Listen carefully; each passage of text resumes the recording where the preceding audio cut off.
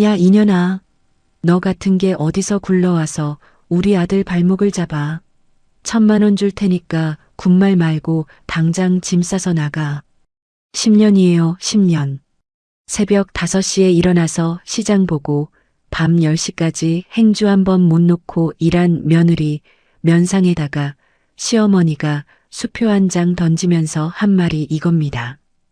가게 방송 타고 줄 서는 맛집 되니까 이제는 강남에서 카페 3개 한다는 부잣집 딸이랑 아들 재혼시키겠다 이거죠. 옆에서 남편이라는 인간은 고개나 푹 숙이고요. 근데요, 그 수표 제가 곱게 받아간 거 맞아요. 대신 그 돈 받고 나가는 길에 시어머니가 아직 모르고 계신 종이 몇 장이 제 가방 안에 같이 들어 있었거든요. 딱 사흘 뒤 그 집이 어떻게 한순간에 무너졌는지 지금부터 보여드릴게요. 새벽 5시 알람이 울리기도 전에 눈이 떠졌습니다. 어둠 속에서 손을 더듬어 머리맡 스탠드를 켜고 옆에서 코를 골며 자는 남편의 얼굴을 잠시 내려다봤어요. 이불을 끌어올려 남편의 어깨를 덮어주고 조용히 침대에서 내려왔습니다. 옷장에서 미리 꺼내둔 앞치마를 챙겨 들고 까치발로 안방문을 빠져나왔죠. 시댁 2층 거실은 아직 깜깜했고 1층 백반집으로 내려가는 계단은 오늘따라 더 차갑게 발바닥에 닿았습니다. 주방 형광등을 켜자 어제 밤늦게 담가둔 멸치 육수 솥이 가장 먼저 눈에 들어왔어요. 가스불을 올리고 솥뚜껑을 열어 다시마 한 줌을 더 넣었습니다. 10년째 한 번도 거르지 않은 새벽 의식이었죠. 미정아, 벌써 내려왔니? 뒤에서 들려온 시어머니의 목소리에 어깨가 움찔 떨렸습니다. 시어머니가 잠옷 위에 카디건을 걸친 채 주방 입구에 서서 팔짱을 끼고 있었어요. 네, 어머니. 오늘 새벽장 다녀와야 해서 일찍 내려왔어요. 행주에 손을 닦으며 고개를 살짝 숙였습니다. 가락시장 가기 전에 2층 화장실 청소도 좀 해놓고 가. 어제 보니까 거울에 물때가 끼었더라. 시어머니가 카운터 쪽으로 걸어가며 한마디를 툭 던졌습니다. 네, 다녀와서 바로 할게요. 손에 든 행주를 꽉 쥐며 대답했어요. 가락시장에 도착한 시간은 새벽 5시 40분이었습니다. 채소가게 사장님이 손을 흔들며 단골을 알아봐 주셨죠.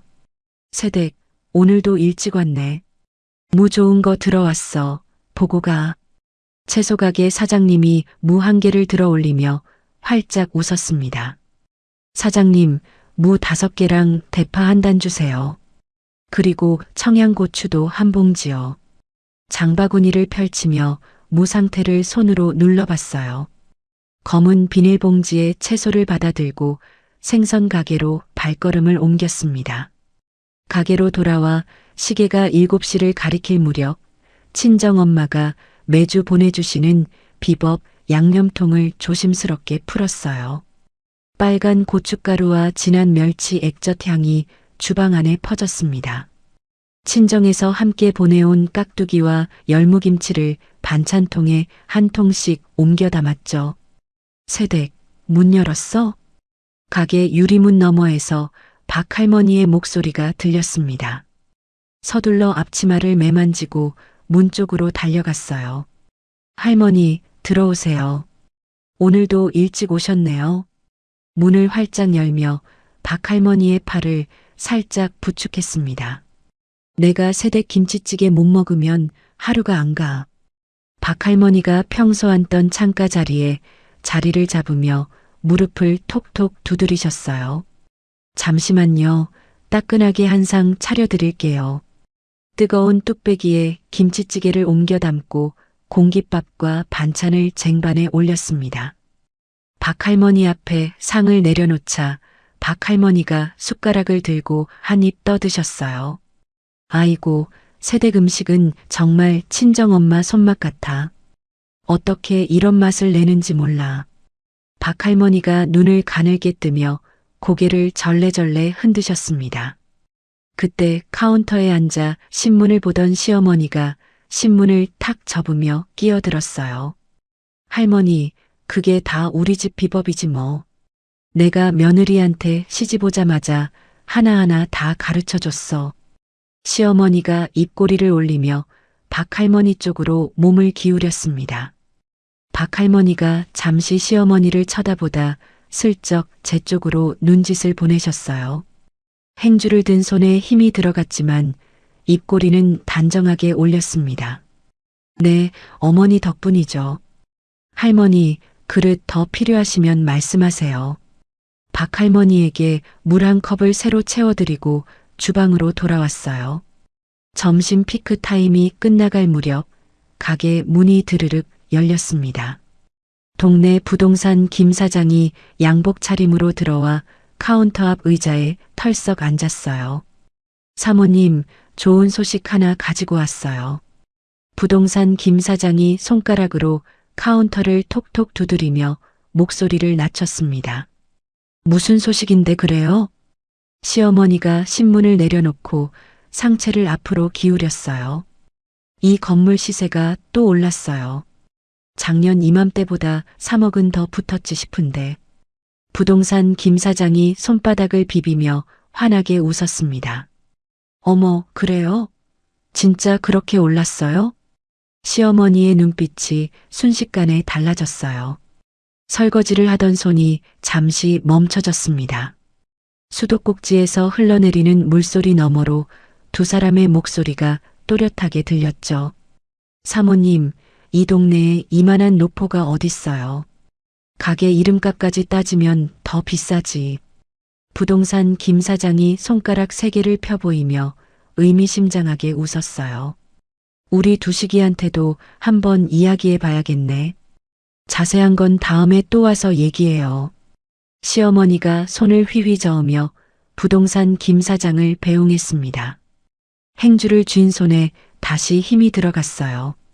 저 시선이 어쩐지 불길하게 느껴져서 그릇을 닦는 손이 자꾸만 뻑뻑해졌죠. 오후 3시쯤 가게 문이 거칠게 열리며 아가씨가 들어왔습니다. 명품 쇼핑백 2개를 양손에 들고 식탁에 털썩 앉으며 아가씨가 입을 열었어요. 옳게, 나 배고픈데 백반 하나 차려줘. 김치찌개로. 아가씨가 쇼핑백을 옆 의자에 휙 던지며 다리를 꼬았습니다. 네, 아가씨. 잠시만 기다리세요. 앞치마를 다시 두르고 주방으로 들어갔어요.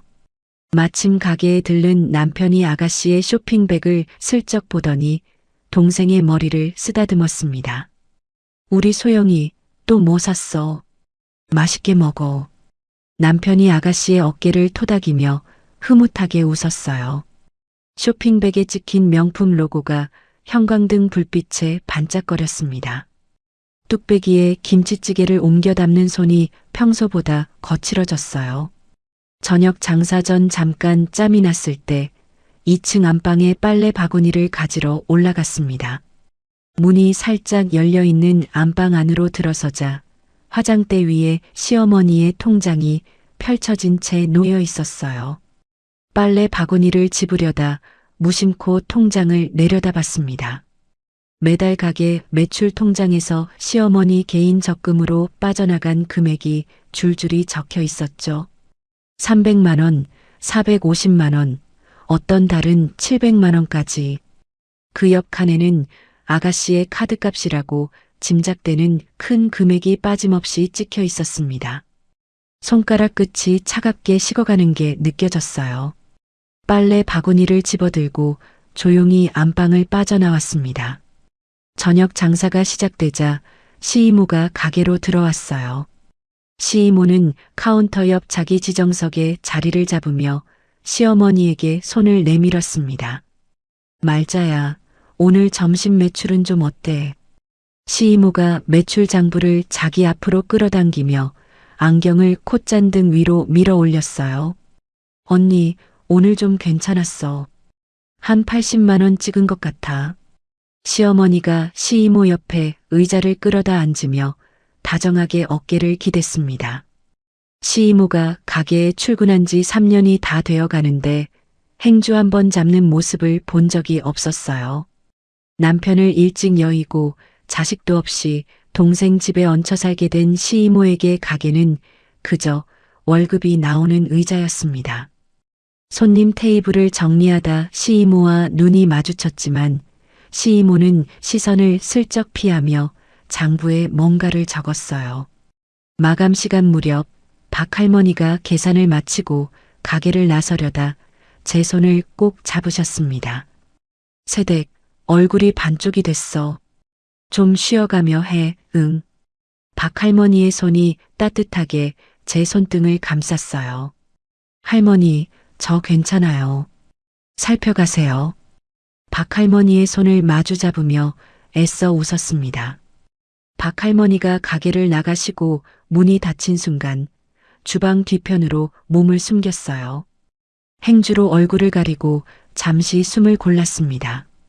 따뜻한 말 한마디에 가슴 깊은 곳에서 뜨거운 것이 울컥 올라왔지만 손등으로 눈가를 꾹 누르고 이내 다시 설거지를 시작했죠. 밤 10시가 다 되어 가게 셔터를 내렸습니다. 물기를 닦은 손을 앞치마에 문지르며 2층 계단을 한 칸씩 올라갔어요. 거실은 불이 꺼져 있었고 안방 문틈으로 가느다란 빛이 새어나왔습니다. 안방 앞을 지나치려는데 시어머니의 목소리가 문 너머로 또렷하게 들렸어요. 언니, 그 부잣집 딸 말이야. 강남에서 카페 3개 한다는 그 집 딸. 시어머니가 전화기를 귀에 댄 채 침대에 걸터 앉아 있는 것 같았습니다. 발걸음이 저절로 멈춰졌어요. 우리 두식이랑 한번 자리 만들어 보자. 얼굴이라도 한번 보게 해야지. 시어머니의 목소리에 들뜬 기색이 그대로 묻어났습니다. 복도 벽에 등을 기대고 숨을 죽였어요. 가게도 잘 되겠다. 이참에 두식이 짝을 제대로 갈아 끼워야 안 되겠어. 시어머니가 작게 웃음을 흘리며 말을 이었습니다. 심장이 쿵 내려앉는 소리가 제 귀에까지 들리는 것 같았어요. 손바닥을 입에 가져다 대고 숨소리를 죽였습니다. 복도를 살금살금 지나 부부 침실로 들어갔어요. 남편은 이미 침대에 누워 휴대폰을 보고 있었습니다. 여보, 오늘도 늦었네. 빨리 자. 남편이 휴대폰 화면에서 눈을 떼지 않은 채 말했어요. 응, 씻고 올게. 화장실 문을 닫고 거울 앞에 섰습니다. 거울 속 얼굴이 박할머니 말씀처럼 정말 반쪽이 되어 있었어요. 찬물로 얼굴을 2번 씻고 수건으로 꾹꾹 눌렀습니다. 침대에 누워 천장을 바라보는데 시어머니의 통화 내용이 머릿속에서 자꾸 맴돌았어요. 옆에서 잠든 남편의 숨소리가 일정하게 들려왔습니다. 조용히 몸을 일으켜 침대 옆 서랍장 가장 아래 칸을 열었어요. 겹겹이 쌓아둔 옷가지 사이로 손을 깊숙이 넣었습니다. 손끝에 작은 노트 한 권이 닿았죠. 10년간 빠짐없이 기록해온 시집살이 일기였어요. 노트를 꺼내 무릎 위에 펼치고 머리맡 스탠드를 켰습니다. 볼펜을 쥔 손이 미세하게 떨렸지만 글씨는 또박또박 적어 내려갔어요. 오늘 시어머니가 시이모에게 한 통화 내용, 부동산 김 사장이 던지고 간 시세 이야기, 안방 화장대 위에서 본 통장 숫자까지 한 줄 한 줄 빠짐없이 적었습니다. 볼펜을 내려놓고 노트를 덮었을 때 시계는 새벽 1시를 가리키고 있었어요. 내일도 5시면 다시 눈을 떠야 했습니다. 노트를 다시 서랍장 깊숙이 숨겨넣고 스탠드를 껐어요. 어둠 속에서 눈을 감았지만 잠은 좀처럼 오지 않았습니다. 다음 날 아침 식탁에 둘러앉았을 때 시어머니가 숟가락을 든 채 들뜬 목소리로 입을 열었습니다. 두식아, 엄마가 어제 부동산 김 사장이랑 이야기 좀 해봤는데 말이야. 시어머니가 밥그릇 옆에 숟가락을 탁 내려놓으며 남편 쪽으로 몸을 기울였어요. 무슨 이야기, 엄마? 남편이 김치찌개를 한 숟가락 떠 입에 넣으며 무심하게 되물었습니다. 큰 길가에 자리 하나 났대. 우리 거기다 2호점 내자. 시어머니가 손바닥을 짝 마주치며 환하게 웃었어요. 남편이 잠시 숟가락을 멈추고 어머니를 빤히 쳐다봤습니다. 엄마, 본점도 바쁜데 2호점까지 우리가 감당할 수 있겠어. 남편이 입을 우물거리며 천천히 말했어요. 감당이 무슨 감당이야. 미정이 있잖아. 미정이가 새벽부터 일 잘하는데 뭐가 걱정이야. 시어머니가 턱으로 저를 가리키며 활짝 웃었습니다. 밥공기를 들고 있던 손이 잠시 공중에 멈췄어요. 네, 어머니. 짧게 대답하고 밥을 한 숟가락 떴습니다. 시어머니가 그제야 만족스럽다는 듯 고개를 끄덕였어요. 남편은 묵묵히 고개만 끄덕이며 밥그릇만 비웠습니다. 며칠 뒤 2호점 계약 자리에 따라갔어요. 부동산 사무실 안 응접 소파에 시어머니와 남편이 나란히 앉았고 그 옆 끄트머리에 자리를 잡았습니다. 부동산 김 사장이 계약서 양식을 테이블 위에 펼치며 펜을 내밀었어요. 사업자는 누구 명의로 하실 거예요? 부동산 김 사장이 안경을 콧잔등 위로 밀어 올리며 시어머니를 쳐다봤습니다. 우리 두식이 명의로 하면 되지 뭐. 안 그래, 두식아. 시어머니가 남편의 팔뚝을 톡톡 두드렸어요. 응, 엄마 알아서 해. 남편이 펜을 만지작거리며 시선을 창밖으로 돌렸습니다. 손에 든 핸드백 끈을 무릎 위에서 꼭 쥐었어요. 며칠 전 친정에 잠깐 들렀을 때 친정 오빠가 했던 말이 머릿속을 스쳤습니다. 부동산 김 사장이 계약서에 도장 찍을 자리를 손가락으로 짚어가며 설명하는 동안 입술을 살짝 깨물었어요. 그날 저녁 가게 마감을 마치고 친정에 잠깐 들렀습니다. 친정엄마가 앞치마를 두른 채 식당 주방에서 김장 양념을 버무리고 계셨어요. 엄마, 부엌문 앞에서 작게 불렀습니다. 친정엄마가 양념 묻은 손을 행주에 닦으며 돌아보셨어요. 우리 미정이 이 시간에 어쩐 일이야. 친정엄마가 의자를 끌어다 주시며 어깨를 토닥이셨습니다. 마침 친정 오빠도 홀에서 마감 정산을 하다가 주방으로 들어왔어요.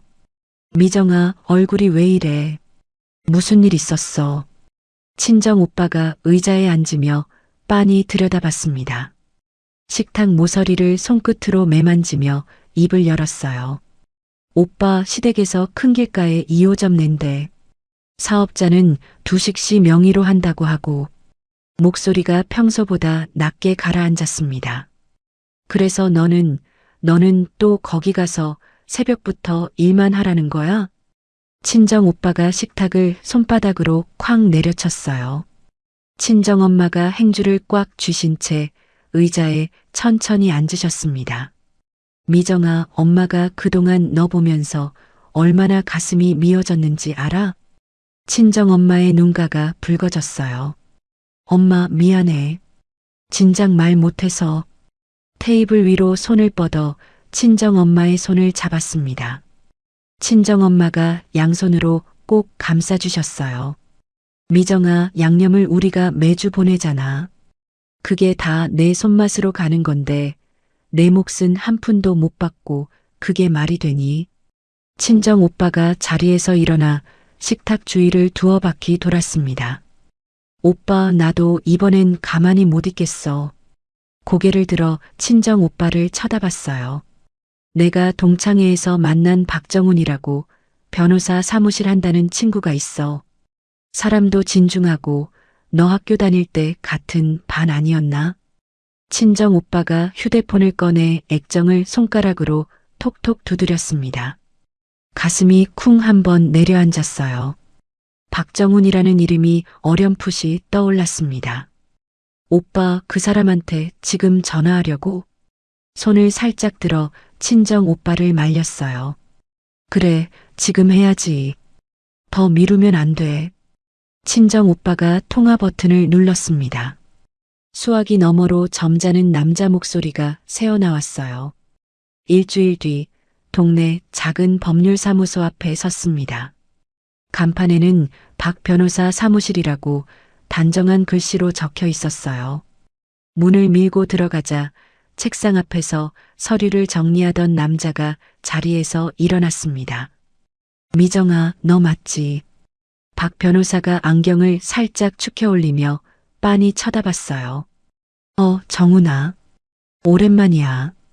손에 든 핸드백 끈을 꼭 쥐며 어색하게 고개를 숙였습니다.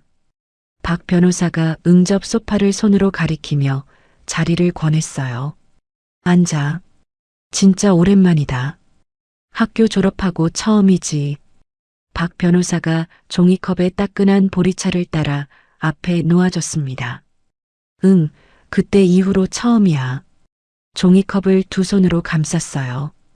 오빠한테 사정은 다 들었어. 천천히 그동안 있었던 일 처음부터 다 말해줘. 박 변호사가 펜과 노트를 꺼내 들었습니다. 손등으로 입가를 한 번 닦고 10년 동안 시댁에서 있었던 일을 차근차근 풀어놓기 시작했어요. 박 변호사는 중간에 한 번도 말을 끊지 않았고 노트에 글씨를 빠르게 적어 내려갔습니다.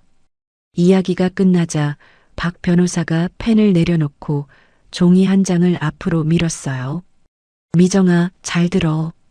앞으로 어떻게 준비해야 할지 내가 하나하나 알려줄게. 박 변호사가 종이 위에 동그라미를 그리며 또박또박 말했습니다. 응, 말해. 다 들을게. 종이 위에 시선을 고정했어요. 먼저 이번 2호점 사업자 이름은 무슨 수를 써서라도 내 이름으로 올려. 박 변호사가 첫 번째 동그라미 안에 별표를 그렸습니다. 그게 가능할까? 시어머니가 두식 씨 이름으로 한다고 이미 못 박았는데. 종이컵을 잡은 손에 힘이 들어갔어요. 세금 이야기를 꺼내. 시어머니가 세금 얘기에 제일 약하다며. 본점 매출이랑 묶이면 골치 아프다고 설득해봐. 박 변호사가 손가락으로 종이 위를 톡톡 두드렸습니다. 천천히 고개를 끄덕였어요. 그 다음은 친정에서 매주 보내주는 양념이랑 김치 말이야. 그거 거래 내역을 매달 종이로 깔끔하게 남겨둬. 정식 거래로. 박 변호사가 두 번째 동그라미를 그렸습니다. 그게 나중에 무슨 도움이 돼? 고개를 갸웃하며 물었어요. 가게 맛의 절반이 친정 양념이라는 걸 증명하는 자료가 되는 거야. 나중에 시어머니가 그걸 자기가 다 가르쳤다고 우겨도 종이가 다 말해주거든. 박 변호사가 안경을 축혀 올리며 진지한 얼굴로 설명했습니다. 그리고 마지막으로 박 변호사가 세 번째 동그라미를 그렸어요. 네가 쓴 일기랑 시어머니 폭언 같은 거 녹음한 게 있으면 그것도 따로 잘 보관해. 핸드폰 말고 다른 데로 옮겨둬.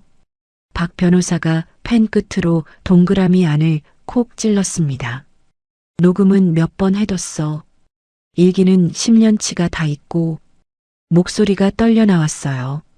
미정아, 너 진짜 대단하다. 그걸 다 모아뒀단 말이야. 박 변호사가 잠시 펜을 내려놓고 빤히 쳐다봤습니다. 시선을 피하며 종이컵에 입을 가져다 댔어요. 다음 날 아침 식탁 앞에 시어머니와 마주 앉았습니다. 평소보다 한 번 더 숨을 깊게 들이마셨어요. 어머니, 2호점 사업자 명의 말인데요. 시어머니가 신문을 내려놓고 안경 너머로 쳐다봤습니다. 왜, 뭐가 문제야? 시어머니가 입꼬리를 살짝 내렸어요. 제가 2호점에 매일 출근해서 운영할 거잖아요. 근데 본점이랑 사업자가 같으면 세금 처리할 때 본점 매출이랑 자꾸 묶여서 골치 아파지더라고요. 시어머니의 표정을 살피며 천천히 말을 이었습니다. 그래서 시어머니가 신문을 다시 들썩였어요. 차라리 2호점은 제 이름으로 사업자를 내는 게 본점이랑 매출이 분리돼서 어머니께도 훨씬 유리해요. 세무서에서 들여다볼 때도 깔끔하고요. 손바닥을 식탁 위에 가지런히 올린 채 차분하게 말했습니다. 시어머니가 신문을 접고 한참 동안 입을 우물거렸어요. 그게 그렇게 되는 거야? 시어머니가 안경을 콧잔등 위로 밀어 올렸습니다. 네, 부동산 김 사장님도 그게 낫다고 하셨어요. 부동산 김 사장의 이름을 슬쩍 넣으며 못을 박았어요. 그래, 그럼 그렇게 해. 도장은 내가 줄게. 시어머니가 안방으로 들어가 도장이 든 작은 함을 들고 나왔습니다. 도장을 두 손으로 받아드는 순간 손끝이 미세하게 떨렸어요. 다음 날 오전 세무서 안대기 의자에 앉아 번호표를 손에 꼭 쥐었습니다. 전광판에 번호가 뜨자 창구로 걸어갔어요. 직원이 서류를 한 장씩 넘기며 도장을 꾹꾹 찍어 내려갔습니다. 종이 가장 윗줄에 대표자 한미정이라는 5글자가 또렷하게 찍히던 그 순간 두 손을 무릎 위에서 꼭 쥐었어요. 손이 가늘게 떨렸지만 머릿속은 그 어느 때보다 또렷했습니다. 2호점이 오픈하자마자 가게 앞에 줄이 늘어서기 시작했어요. 본점보다 자리가 2배는 넓은데도 점심시간이면 대기 손님이 가게 밖까지 이어졌습니다. 한 달이 지났을 때 가게로 전화 한 통이 걸려왔어요. 여보세요. 거기가 큰 길가 백반집 맞나요? 저희가 지역 방송국에서 맛집 프로그램을 하나 준비하고 있는데요. 수화기 너머로 젊은 여자 작가의 목소리가 들렸습니다. 전화를 끊자마자 본점으로 달려가 시어머니에게 알렸어요. 어머니, 방송국에서 우리 가게 촬영 나온대요. 다음 주에요. 숨을 헐떡이며 말했습니다. 뭐? 방송? 어머나 어머나. 시어머니가 두 손을 입에 가져다 대며 자리에서 벌떡 일어났어요. 촬영 당일 시어머니는 새 옷을 차려입고 카메라 앞에 섰습니다.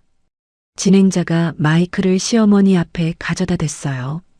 사장님, 이 집 김치찌개 비법이 뭡니까? 진행자가 환하게 웃으며 물었습니다. 이 집 비법은 다 시어머니인 내가 며느리한테 하나하나 전수한 거예요. 며느리가 시집왔을 땐 아무것도 모르는 새댁이었으니까. 시어머니가 카메라를 정면으로 응시하며 또박또박 말했어요. 주방 입구에서 행주를 쥔 채 그 모습을 지켜봤습니다. 진행자가 주방 쪽을 손으로 가리키며 카메라를 돌리려 했지만 시어머니가 진행자의 팔을 살짝 잡으며 다사 자기 쪽으로 끌어당겼어요. 우리 며느리는 부끄럼이 많아서 카메라 앞에 못 서요. 시어머니가 손사래를 치며 활짝 웃었습니다. 행주를 쥔 손에 힘이 들어갔지만 입꼬리는 단정하게 올린 채 주방 안으로 천천히 발걸음을 옮겼어요. 방송이 나간 다음 날부터 매출이 2배로 뛰었습니다. 시어머니는 그 기세를 몰아 3호점 자리까지 알아보기 시작했어요. 미정아, 3호점은 어디다 낼까? 옆 동네 사거리 자리가 좋다는데. 시어머니가 매출 장부를 펼쳐 보이며 들떠 있었습니다. 어머니, 3호점도 제가 2가게를 동시에 관리해야 하니까요. 명의도 통일하는 게 직원 관리도 수월하고 효율적이에요. 박 변호사가 일러준 대로 차분하게 설득했어요. 그래, 미정이 너 알아서 해. 엄마는 이제 카운터만 봐도 되겠지. 시어머니가 흡족한 얼굴로 손을 휘휘 저었습니다. 3호점 사업자 등록증에도 5글자가 또렷하게 찍혔어요. 그 무렵부터 본점에서 묘한 일들이 늘어났습니다. 시이모가 카운터 안쪽 의자를 차지하고 앉아 매출 장부를 따로 한 권 더 쓰기 시작했어요. 그 장부는 시어머니의 화장대 서랍으로 들어갔습니다.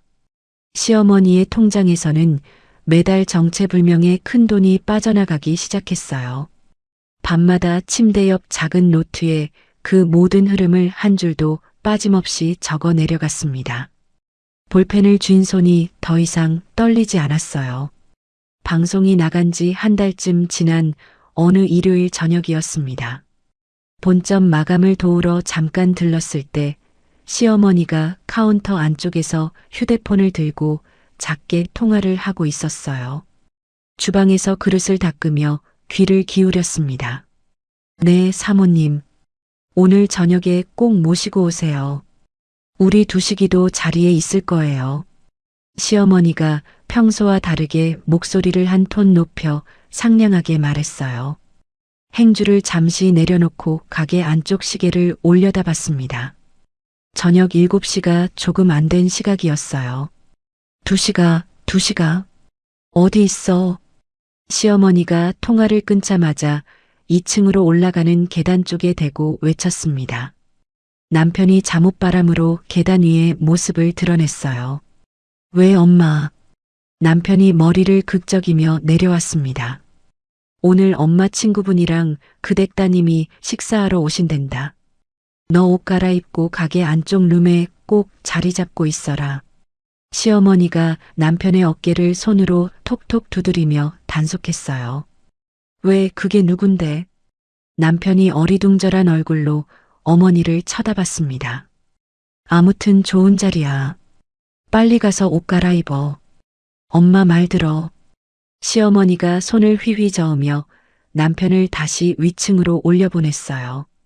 수도꼭지를 잠그고 행주의 손을 닦았습니다. 가슴 한가운데가 묵직하게 가라앉는 느낌이 들었어요. 8시가 조금 넘었을 때 가게 문이 살며시 열렸습니다. 60대로 보이는 여자 손님 한 분과 30대 초반쯤 되어 보이는 화려한 옷차림의 여자가 함께 들어왔어요. 한눈에 봐도 평소 가게에 들르는 동네 단골과는 결이 달랐습니다. 여자 손님의 손목에서는 금팔찌가 두툼하게 빛났고 옆에 선 젊은 여자는 어깨에 명품 가방을 무심하게 걸치고 있었어요. 어머나 사모님, 어서 오세요. 이쪽 룸으로 모실게요. 시어머니가 평소엔 직원에게 시키던 안내를 직접 나서서 했습니다. 시어머니가 두 사람을 가게 안쪽 룸으로 이끌었어요. 두식이는 안에 들어가 있어요. 이리 와서 인사 좀 드려라. 시어머니가 룸 안쪽을 향해 손짓했습니다. 남편이 어색하게 자리에서 일어나 두 사람에게 고개를 숙였어요. 안녕하세요, 황두식입니다. 남편의 목소리가 평소보다 한 톤 올라갔습니다. 룸 미닫이 문이 스르륵 닫혔어요. 주방 한쪽에 서서 룸 문 쪽을 잠시 바라봤습니다. 오늘은 식사 자리에 직접 들어가지 않는 편이 낫겠다는 생각이 들었어요. 시어머니가 평소 손님 응대용 백자 접시를 꺼내라며 시이모를 통해 일러왔습니다. 상차림은 다른 직원에게 부탁하고 주방 정리에만 집중하기로 했어요. 룸 미닫이 문 너머로 웃음소리가 새어나왔습니다. 문틈으로 흘러나오는 목소리가 또렷하게 주방까지 닿았어요. 우리 딸이 강남에서 카페를 3개나 운영해요. 막내라 늦게 짝을 찾는다고 좀 미뤄지긴 했지만 여자 손님이 자랑스러운 목소리로 말씀하셨습니다. 행주를 쥔 손이 잠시 멈췄어요. 어머나, 카페를 3개씩이나. 우리 두식이도 가게를 이만큼이나 키워놨어요. 이 정도 가게면 우리 사돈을 맺어도 손색이 없죠. 시어머니의 목소리가 한껏 들떠 있었습니다. 여기 사장님 인상이 참 좋네요. 우리 딸이랑 한번 잘 어울리겠어요. 여자 손님이 말꼬리를 길게 느리며 웃으셨어요. 문 너머로 남편의 어색한 웃음소리가 새어나왔습니다. 가슴 한가운데가 무겁게 내려앉는 기분이 들었어요. 행주를 다시 천천히 들어 카운터 옆 그릇들을 닦기 시작했습니다. 저 자리에 들어가 손님 얼굴을 마주보지 않은 게 다행이라는 생각이 들었어요. 지금 시어머니의 표정을 가까이에서 봤더라면 무너졌을지도 모를 일이었습니다. 룸에서 식사가 끝나고 손님들이 빠져나간 시간은 밤 10시가 다 되어서였어요. 시어머니가 두 분을 가게 문 앞까지 나가 배웅했습니다. 가게 안으로 다시 들어온 시어머니의 얼굴이 환하게 들떠 있었어요. 미정아, 가게 마감은 너 알아서 좀 해. 어머니 좀 피곤하다. 시어머니가 2층 계단 쪽으로 향하며 손을 휘휘 저었습니다. 네, 어머니. 행주를 든 채 짧게 대답했어요. 남편이 룸에서 어색하게 나오며 카운터 쪽으로 걸어왔습니다. 미정아, 나 먼저 올라갈게. 남편이 시선을 슬쩍 피하며 말했어요. 응. 행주의 손을 닦으며 짧게 답했습니다. 남편이 계단을 한 칸씩 올라가는 동안 손에 든 행주를 가만히 내려다봤어요. 그날 밤 침실에 누웠을 때 남편이 한참 뒤에 방으로 들어왔습니다. 이불을 어깨까지 끌어올린 채 옆으로 누워 천장을 외면했어요. 여보, 자. 남편이 침대 끄트머리에 걸터 앉으며 조심스럽게 물었습니다. 아니, 깨어있어. 천장 쪽으로 시선을 둔 채 짧게 대답했어요. 오늘 그 가게 룸에 오셨던 분들. 남편이 말꼬리를 흐렸습니다. 이불을 천천히 내리고 몸을 돌려 남편을 바라봤어요. 누구야, 그분들. 목소리를 최대한 평온하게 가다듬었습니다. 엄마 친구분이래. 우연히 가까이 오셔서 식사하러 들르신 거래. 남편이 시선을 피하며 발끝만 내려다봤어요. 그래. 천천히 다시 등을 돌려 누웠습니다. 여보, 진짜야. 엄마 친구분이라니까. 남편이 어깨에 손을 살짝 얹었어요. 그 손을 가만히 외면한 채 눈을 감았습니다. 피곤해. 그만 자. 이불을 다시 끌어올렸어요. 남편이 한참 동안 그대로 침대 끄트머리에 앉아 있다가 결국 등을 돌리고 자리에 누웠습니다. 남편의 숨소리가 일정해질 때까지 기다렸어요. 침대 옆 협탁에 놓인 휴대폰을 조용히 집어들었습니다. 이불 속에서 화면을 켜고 일기 앱을 열었어요. 오늘 룸에서 들었던 모든 대화와 남편의 어색한 웃음소리까지 한 줄도 빠짐없이 적어 내려갔습니다. 다음 날 새벽 5시 평소처럼 가게로 내려갔어요. 카운터 서랍을 열어 영수증 묶음을 정리하다가 안쪽 깊숙한 곳에 흰 종이 한 장이 끼어 있는 게 눈에 들어왔습니다.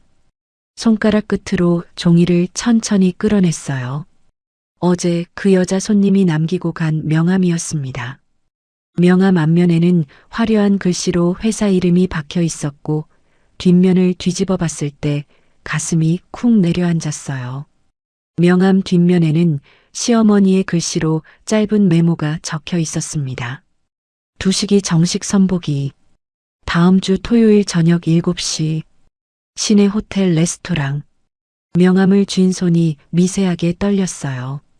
어젯밤 가게 룸에서의 식사 자리는 양가 어른들이 먼저 얼굴을 보는 가벼운 자리였고 본격적인 두 사람만의 선보기 자리는 따로 잡혀 있다는 사실이 그제야 또렷해졌습니다.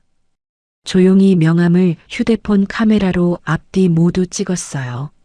그리고 다시 카운터 서랍 안쪽 원래 자리에 끼워 넣었습니다. 아침 장사 준비를 하던 손이 평소보다 2박자씩 빨라졌어요. 점심 장사가 끝나자마자 앞치마를 풀었습니다. 어머니, 저 친정에 잠깐 다녀올게요. 엄마가 몸이 안 좋으시대요. 카운터 앞에서 시어머니에게 짧게 말했어요. 그래, 다녀와. 저녁 장사 전엔 들어와야 한다. 시어머니가 신문에서 눈을 떼지 않은 채 손을 휘저었습니다. 택시를 잡아타고 친정으로 향했어요. 친정 식당 안쪽 살림집 부엌으로 들어가자마자 친정 엄마의 품에 안겼습니다. 처음으로 소리내어 울었어요. 엄마. 친정 엄마의 어깨에 얼굴을 묻었습니다. 우리 미정이. 친정 엄마가 등을 천천히 쓸어주셨어요. 오랫동안 참아왔던 눈물이 한꺼번에 터져 나왔습니다. 친정 엄마는 한참 동안 아무 말도 묻지 않으셨어요. 울음이 잦아들기를 기다려 따끈한 보리차 한 잔을 손에 쥐어주셨습니다. 엄마, 두식 씨한테 선자리가 들어왔어. 다음 주 토요일이래. 종이컵을 두 손으로 감싸쥐며 작게 말했어요. 친정 엄마의 얼굴에서 핏기가 잠시 가셨습니다. 뭐라고? 친정엄마가 의자에 다시 천천히 앉으셨어요. 명함을 봤어. 시어머니 글씨로 자리랑 시간까지 적혀 있었어.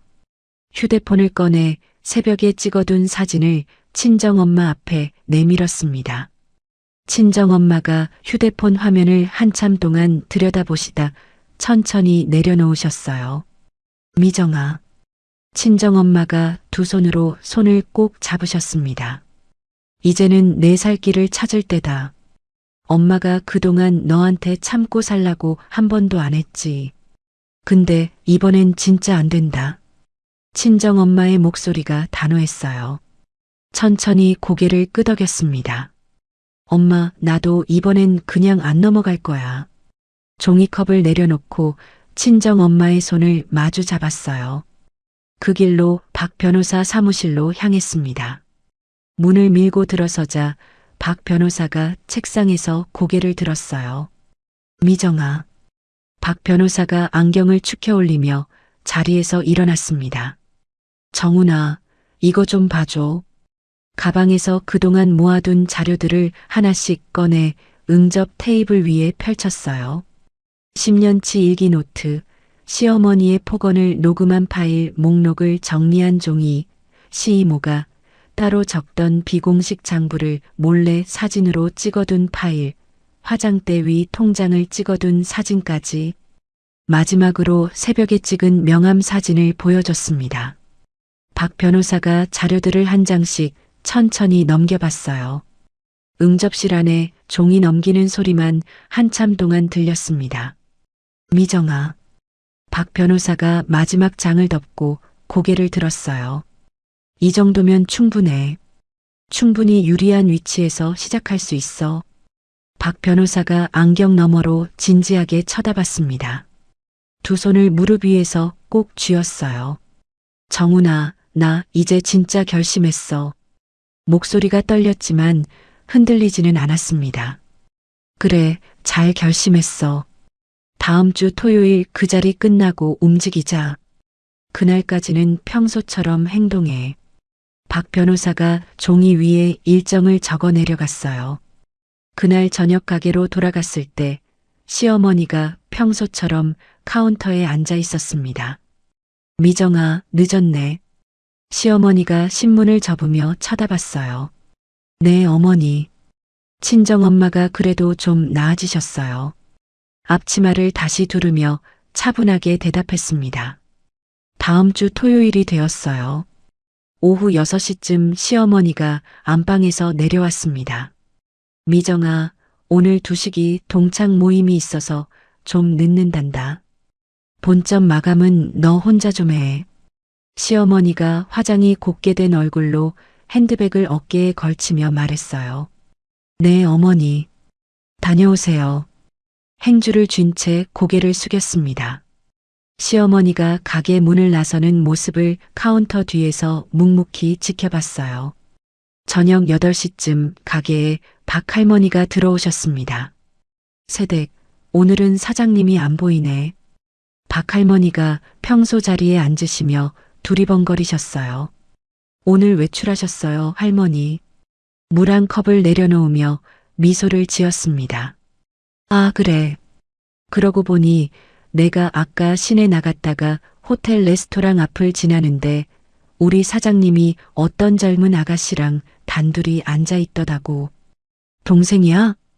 박 할머니가 무심하게 물 한 모금을 드시며 말씀하셨어요. 물병을 잡은 손이 잠시 멈췄습니다. 이내 단정한 미소를 입가에 머금었어요. 네, 할머니. 동생이에요. 식사 천천히 하세요. 부드럽게 대답하고 주방으로 돌아왔습니다. 행주를 쥔 손이 더 이상 떨리지 않았어요. 마지막 퍼즐 조각이 머릿속에서 딸각 하고 맞춰지는 소리가 들렸습니다. 밤 10시 가게 문을 잠그고 셔터를 천천히 내렸어요. 빈 가게 카운터 의자에 잠시 앉았습니다.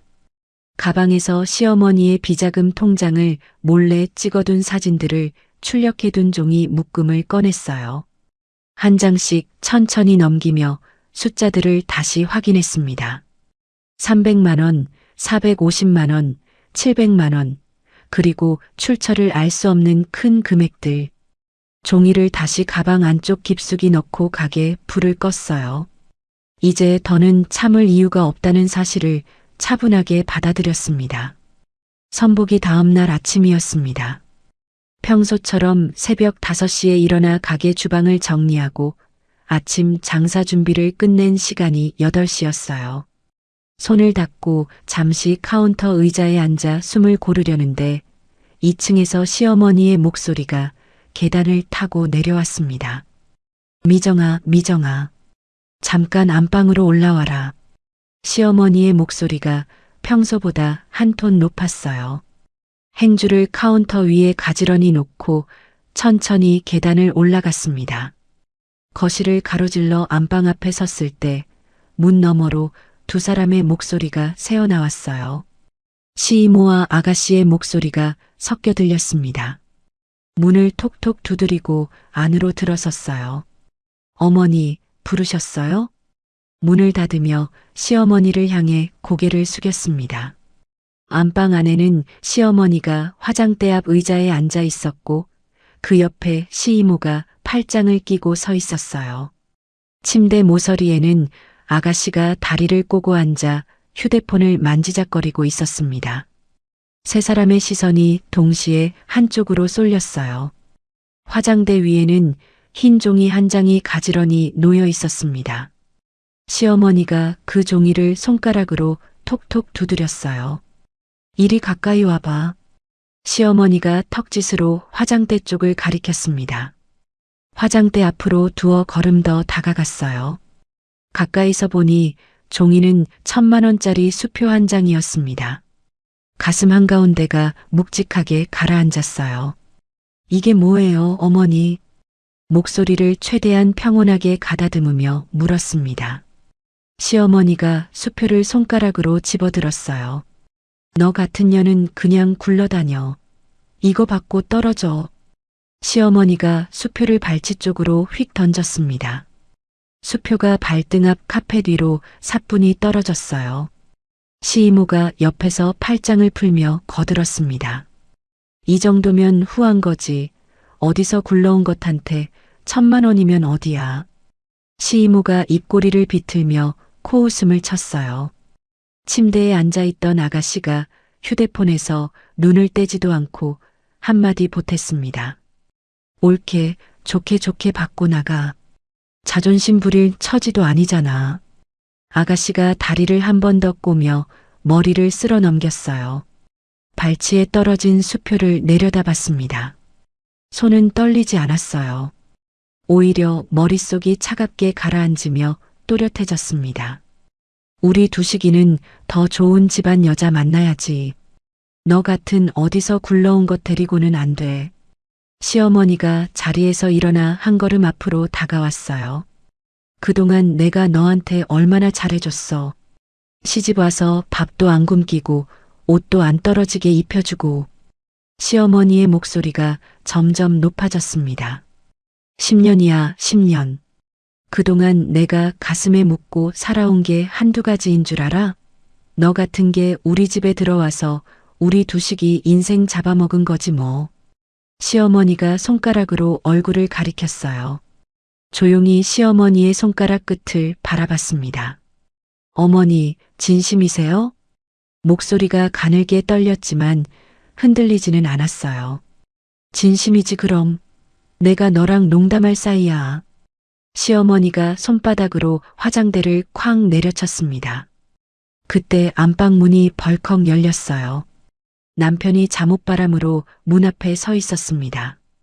엄마, 무슨 소리야 이게. 남편이 어리둥절한 얼굴로 안방 안을 둘러봤어요. 발치에 떨어진 수표와 시어머니의 얼굴, 시이모와 아가씨를 차례로 쳐다봤습니다. 남편 쪽으로 천천히 몸을 돌렸어요. 여보. 남편의 눈을 똑바로 바라봤습니다. 남편이 시선을 슬쩍 피했어요. 여보, 정말 이게 맞다고 생각해? 마지막으로 한 번 더 물었습니다. 목소리가 조용했지만 안방 안에 또렷하게 울렸어요. 남편이 고개를 떨궜습니다. 방바닥만 한참 동안 내려다봤어요. 두시가, 너도 똑똑히 들어. 엄마가 다 너 위해서 그러는 거야. 시어머니가 남편 쪽으로 손을 뻗었습니다. 남편의 어깨가 미세하게 흔들렸어요. 미정아, 어머니 뜻이 그렇다면. 남편이 입을 우물거리며 말꼬리를 흐렸습니다. 어머니 뜻이 그렇다면 뭐. 천천히 되물었어요. 남편이 끝내 고개를 들지 못했습니다. 미정아, 어머니 말씀이 맞을지도 몰라. 남편이 발끝만 내려다본 채 작게 중얼거렸어요. 10년이라는 시간이 그 한마디 속으로 한꺼번에 빨려 들어가는 기분이었습니다. 오히려 마음이 깨끗하게 정리되었어요. 천천히 허리를 굽혀 발치에 떨어진 수표를 손가락 끝으로 집어 올렸습니다. 수표를 두 손으로 가지런히 잡고 옷매무새를 한번 단정하게 다듬었어요. 감사합니다, 어머니. 또박또박 잘 쓸게요. 시어머니의 눈을 정면으로 바라보며 또렷하게 말했습니다. 시어머니의 얼굴에 잠시 당혹스러운 기색이 스쳤어요. 뭐라고? 시어머니가 한 걸음 뒤로 물러섰습니다. 수표를 핸드백 안쪽 깊숙한 칸에 천천히 넣었어요. 그동안 어머니 밑에서 10년 동안 잘 배웠습니다. 이만 내려가 볼게요. 고개를 한번 단정하게 숙이고 안방 문 쪽으로 몸을 돌렸습니다. 시이모가 어이없다는 듯 코웃음을 쳤어요. 어머나, 저거 봐라. 돈 받으니까 좋다는 거지. 시이모가 시어머니 쪽으로 몸을 돌리며 비웃었습니다. 아가씨가 휴대폰을 침대 위에 던지며 자리에서 일어났어요. 옳게, 짐 빨리 챙겨서 나가. 우리 집에 더 있을 이유 없잖아. 아가씨가 손가락으로 문 쪽을 가리켰습니다. 뒤를 한 번도 돌아보지 않고 안방 문을 열고 나왔어요. 남편이 거실로 따라 나오는 소리가 등 뒤에서 들렸습니다. 미정아, 잠깐만. 미정아. 남편이 뒤에서 팔을 잡으려고 손을 뻗었어요. 그 손을 천천히 비켜냈습니다. 비켜줘. 짧게 한마디만 남기고 부부 침실로 들어갔어요. 방문을 닫고 침대 옆 옷장을 열었습니다. 미리 싸둔 캐리어 2개가 옷장 안쪽 깊숙한 자리에 가지런히 놓여 있었어요. 박 변호사를 만나고 온 그날부터 조금씩 챙겨 넣어둔 짐이었습니다. 캐리어를 꺼내 침대 옆에 세웠어요. 화장대 서랍을 열어 친정엄마가 보내주신 비법 양념통을 청가방에 옮겨 담았습니다. 마지막으로 옷장 아래 칸에 숨겨둔 10년치 시집살이 일기 노트를 모두 꺼냈어요. 노트들을 캐리어 안쪽에 차곡차곡 쌓아 넣었습니다. 캐리어 손잡이를 잡고 침실 문을 열었어요. 거실에서 남편이 소파에 주저앉아 있었습니다. 남편이 고개를 들어 캐리어를 보자 자리에서 천천히 일어났어요. 미정아, 너 진짜 가는 거야? 남편의 목소리가 떨렸습니다. 캐리어 손잡이를 꼭 쥔 채 남편을 한번 바라봤어요. 여보, 잘 지내. 짧게 한마디만 남기고 거실을 가로질렀습니다. 캐리어 바퀴 소리가 거실 마룻바닥을 따라 또르륵 굴러갔어요. 안방 문 안쪽에서 시어머니가 시이모에게 뭐라고 떠드는 소리가 새어나왔습니다. 소리를 한 귀로 흘려보내며 계단을 한 칸씩 내려갔어요. 1층 가게 안을 가로질렀습니다. 10년 동안 매일 새벽 5시에 들어서던 주방을 마지막으로 한번 돌아봤어요. 멸치 육수 솥이 가스불 위에 그대로 올려져 있었습니다. 수도꼭지에서는 잠그지 않은 물이 또르륵 떨어지고 있었어요. 수도꼭지를 잠그고 가게 문을 열었습니다. 가게 앞 길가에 박 변호사의 차가 비상등을 켠 채 서 있었어요. 박 변호사가 운전석에서 내려 트렁크를 열었습니다. 미정아. 박 변호사가 캐리어 손잡이를 받아들었어요. 정훈아, 고마워. 차 조수석 쪽으로 천천히 걸어갔습니다. 박 변호사가 캐리어 2개와 청가방을 트렁크에 차곡차곡 실었어요. 조수석 문에 손을 얹은 채 가게 간판을 한번 올려다봤습니다. 10년 세월이 머릿속에서 빠르게 지나갔어요. 새벽 5시의 멸치 육수 냄새, 박할머니의 따뜻한 손, 시어머니의 폭언, 카운터 안쪽 시이모의 비웃음, 명품 쇼핑백을 양손에 든 아가씨의 그림자까지 눈물은 한 방울도 흐르지 않았습니다. 조수석에 자리를 잡고 안전벨트를 맸어요. 박 변호사가 운전석에 앉아 시동을 걸었습니다. 미정아, 괜찮아? 박 변호사가 운전대를 잡으며 옆 얼굴을 살폈어요. 괜찮아. 가자.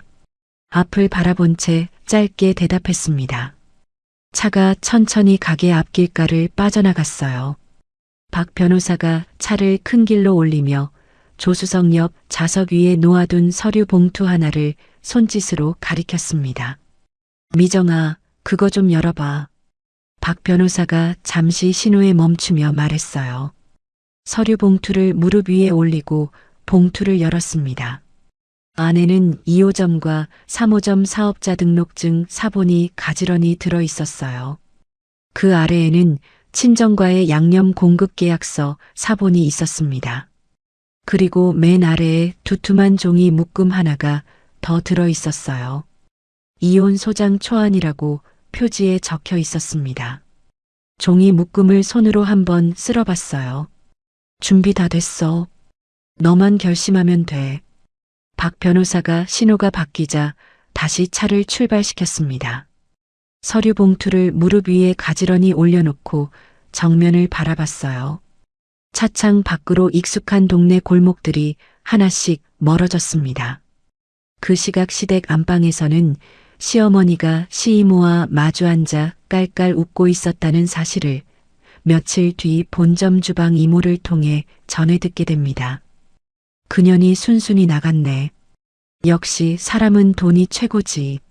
시어머니가 시이모의 어깨를 두드리며 웃었다고 했어요. 남편은 거실 소파에 앉아 휴대폰만 만지작거리고 있었다고 했습니다. 저녁 무렵 친정집 앞에 차가 멈췄어요. 박 변호사가 트렁크에서 캐리어를 꺼내 친정집 마당 안쪽까지 옮겨줬습니다. 친정엄마가 부엌문 앞에 행주를 쥔 채 서 계셨어요. 친정 오빠도 안채에서 천천히 마당으로 내려왔습니다. 엄마.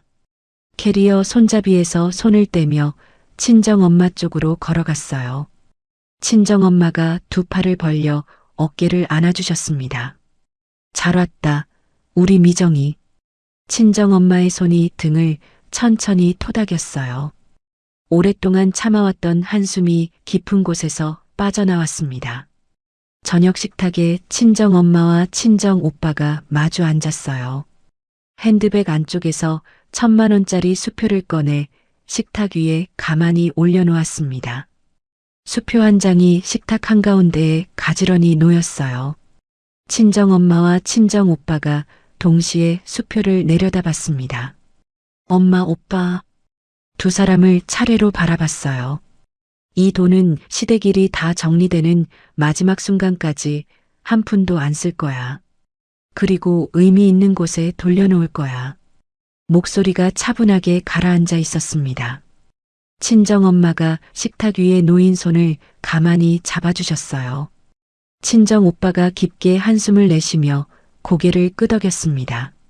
수표를 다시 핸드백 안쪽 깊숙한 칸에 천천히 넣었어요. 오늘 밤은 10년 만에 처음으로 친정집 안방에서 잠을 청하게 됐습니다. 친정집에서 잠을 청한 지 사흘째 되는 날이었습니다. 새벽 5시 몸에 밴 습관대로 눈이 저절로 떠졌어요. 천장을 잠시 바라보다 이불을 끌어올리고 다시 눈을 감았습니다. 오늘 새벽엔 가락시장에 갈 필요가 없었어요. 같은 시각 시댁 백반집 본점 주방은 텅 비어 있었다는 사실을 나중에 박 할머니의 입을 통해 자세히 듣게 됩니다. 평소 같으면 멸치 육수 솥이 가스불 위에서 보글거리고 있어야 할 시간이었어요. 주방 형광등도 켜지지 않은 채 어둠 속에 잠겨 있었습니다. 8시가 다 되어서야 시어머니가 잠옷바람으로 1층 주방으로 내려왔어요. 미정아, 미정아. 시어머니가 텅 빈 주방을 둘러보며 며느리를 불렀습니다. 가게 안에는 아무 대답도 돌아오지 않았어요. 시어머니가 카운터를 한 바퀴 돌고 화장실 문도 열어봤습니다. 2시가, 빨리 내려와. 시어머니가 2층으로 올라가는 계단에 대고 외쳤어요. 남편이 잠옷바람으로 머리를 극적이며 내려왔습니다. 왜 엄마? 남편이 졸린 눈으로 두리번거렸어요. 미정이가 안 보여. 미정이 어디 갔어? 시어머니가 카운터를 손바닥으로 두드리며 목소리를 높였습니다. 엄마가 어제 그 수표 던지고 나가라고 했잖아. 남편이 멍한 얼굴로 어머니를 쳐다봤어요. 그래도 새벽 장사는 봐야 할 거 아냐. 다 큰 어른이 새벽 장사를 펑크내. 시어머니가 발을 동동 구르며 주방으로 다시 들어갔습니다. 친정식당 안쪽 안방에서 이불을 다시 끌어올리며 휴대폰을 한번 확인했어요. 부재중 전화 알림이 화면 가득 떠 있었지만 휴대폰을 다시 엎어놓았습니다. 같은 시각 시어머니가 행주를 손에 쥐고 가스불을 켰어요. 손에 익지 않은 솜씨로 솥에 물을 받고 멸치 한 줌을 던져 넣었습니다. 10년 동안 한 번도 직접 새벽장을 봐본 적이 없었어요.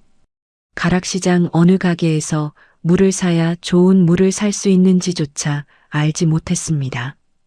가게 문을 열어야 할 시간이 다가오자 시어머니가 휴대폰을 들고 친정으로 전화를 걸었어요. 친정 식당 카운터에서 받은 사람은 친정 오빠였습니다. 부엌 식탁에서 보리차를 마시고 있던 중에 친정 오빠가 부엌 안으로 들어왔어요. 친정 오빠가 휴대폰을 귀에 댄 채 손가락으로 입술을 가렸습니다. 네, 한 사장입니다. 친정 오빠가 차분한 목소리로 받았어요. 우리 양념 매주 보내주는 거 오늘 좀 일찍 붙여줄 수 있어요? 가게가 좀 바빠서. 수화기 너머로 시어머니의 다급한 목소리가 새어나왔습니다. 식탁에서 천천히 자리에서 일어났어요. 친정 오빠가 부엌 문턱에 등을 기대며 입을 열었습니다. 사장님. 친정 오빠가 잠시 말을 끊었어요. 오늘부터 우리 친정에서는 시댁가게로 양념도 김치도 더 이상 보내지 않습니다. 친정 오빠가 또박또박 끊어서 말했습니다. 수화기 너머에서 짧은 침묵이 흘렀어요. 무슨 소리예요? 우리가 10년 동안 거래해온 사이인데. 시어머니의 목소리가 미세하게 떨렸습니다. 10년 동안 우리 동생 친정 양념이라는 사실을 한 번도 인정해 주신 적 없으셨잖아요. 이제 거래도 여기서 끝입니다. 친정 오빠가 단호하게 말했어요. 잠깐만요, 한 사장. 잠깐만요. 수화기 너머로 시어머니의 목소리가 다급해졌습니다. 친정 오빠가 휴대폰 화면을 한번 내려다보더니 통화 종료 버튼을 눌렀어요. 부엌 식탁에 다시 자리를 잡고 친정 오빠를 바라봤습니다. 오빠. 친정 오빠가 보리차 잔을 손에 쥐며 천천히 옆자리에 앉았어요. 미정아, 이제 시작이야. 친정 오빠가 보리차 한 모금을 천천히 넘겼습니다. 같은 시각 시댁 본점 주방에서는 시어머니가 휴대폰을 손에 쥔 채 가스불 앞에 멍하니 서 있었어요. 부랴부랴 시장에서 사온 일반 양념으로 김치찌개를 끓이기 시작했습니다. 11시 반쯤 가게 문을 열었지만 손님이 평소처럼 줄을 서지 않았어요. 박할머니가 가장 먼저 가게로 들어오셨습니다. 박할머니가 평소 자리에 앉으시며 카운터 쪽을 한번 둘러보셨어요. 새댁은 어디 갔어? 박할머니가 시어머니에게 물으셨습니다. 미정이가 좀 친정에 다녀온대요. 오늘은 제가 직접 끓였어요. 더 맛있을 거예요. 시어머니가 어색하게 웃으며 김치찌개 뚝배기를 박할머니 앞에 내려놓았어요. 박할머니가 숟가락을 들고 한 입 떠드셨습니다.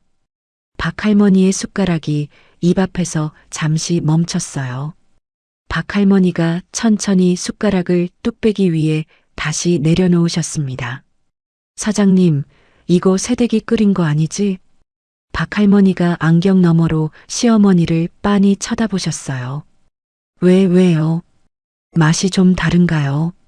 시어머니의 얼굴이 굳어졌습니다. 맛이 다른 게 아니라 그냥 보통 김치찌개야. 우리 새댁 손맛은 어디 갔어? 박할머니가 숟가락을 내려놓고 자리에서 일어나셨어요. 박할머니의 뒤를 따라 옆 테이블 손님 두 분도 수저를 내려놓고 카운터로 향하셨습니다. 사모님, 우리 계산해 주세요. 입맛이 좀 그래서요. 옆 테이블 손님이 지갑을 꺼내며 어색하게 말했어요. 점심 피크 타임이 끝나갈 무렵 평소 줄을 서던 가게 앞은 텅 비어 있었습니다. 가게 안에는 손님이 단 2테이블 뿐이었어요.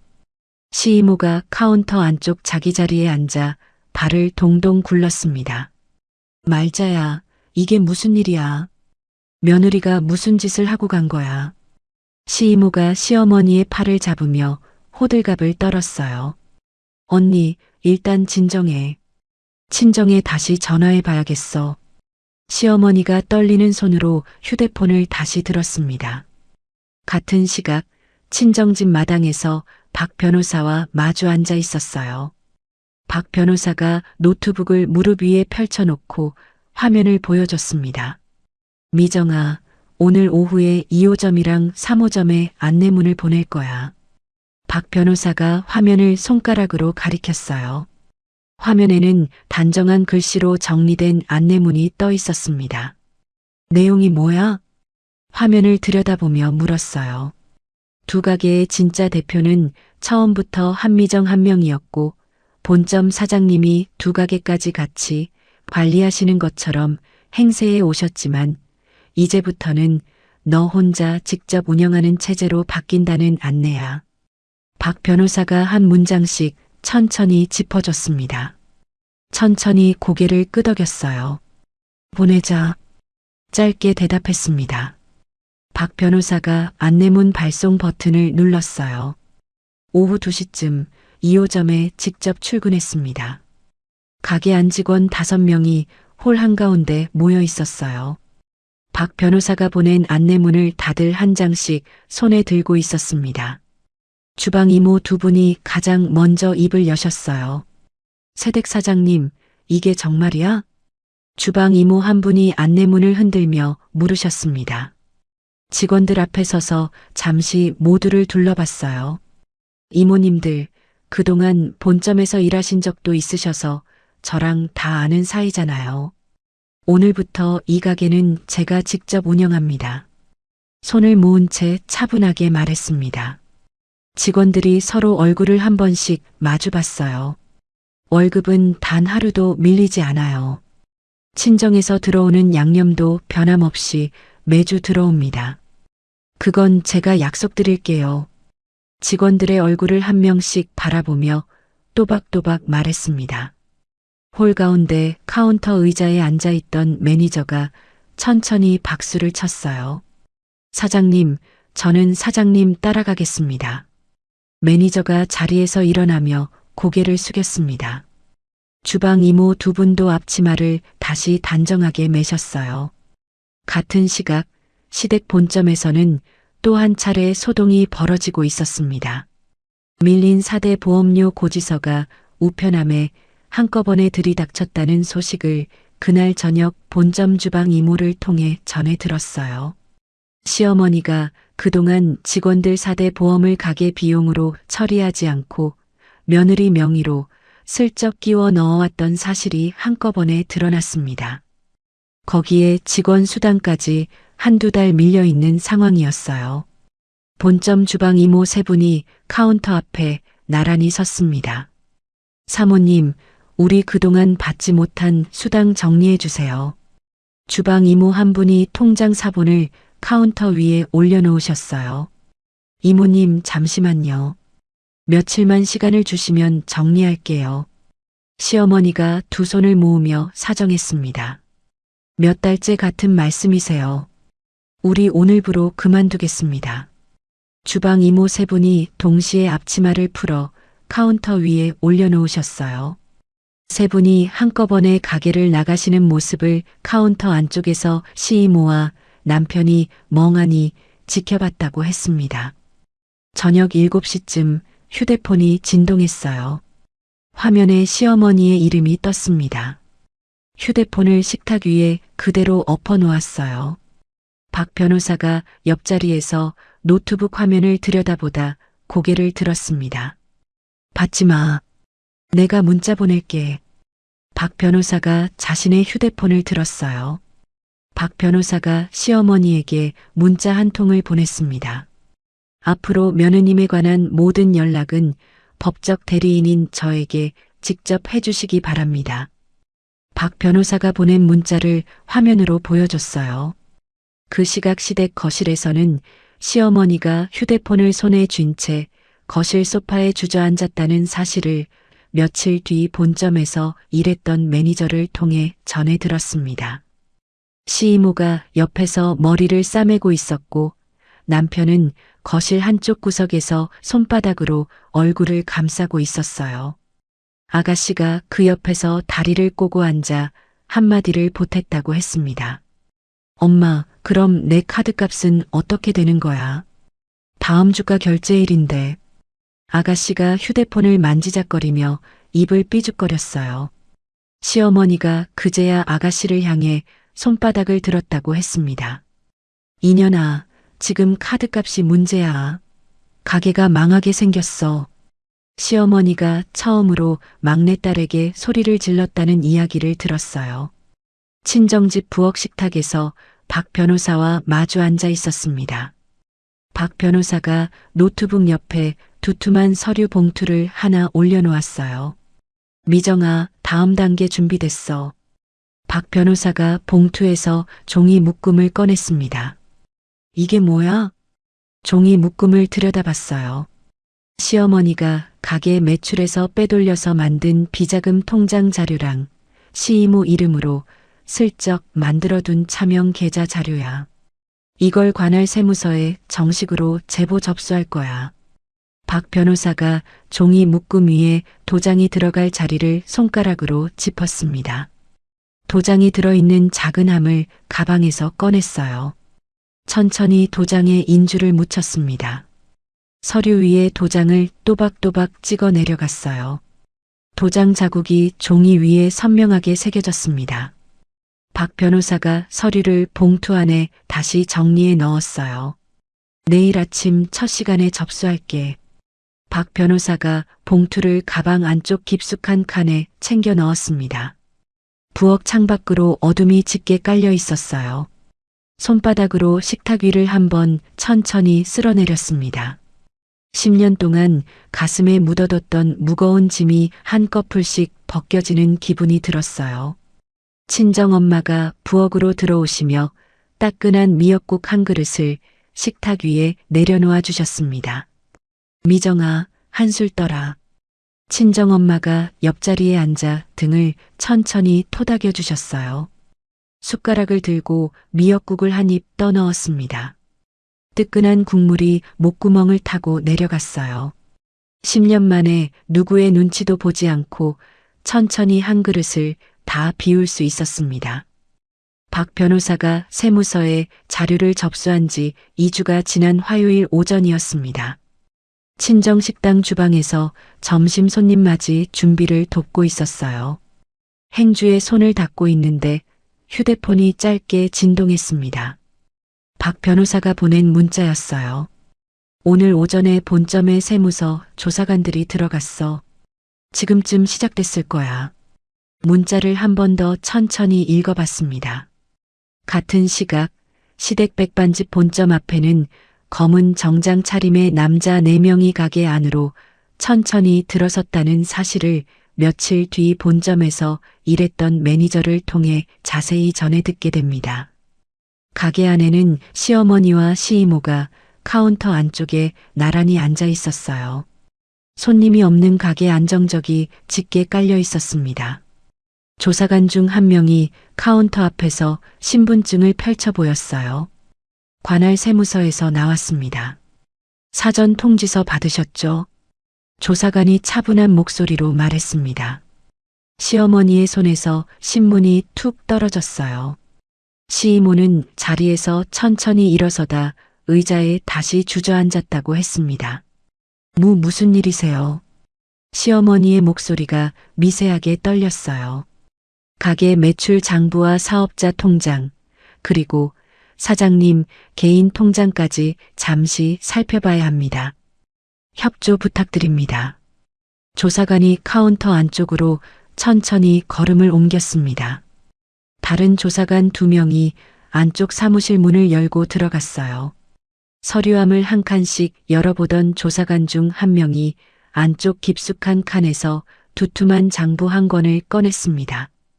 그 장부는 시이모가 따로 적어두던 비공식 장부였어요. 가게 매출과는 별도로 시어머니의 개인 적금과 아가씨의 카드값으로 빠져나간 금액이 빼곡하게 적혀 있는 장부였습니다.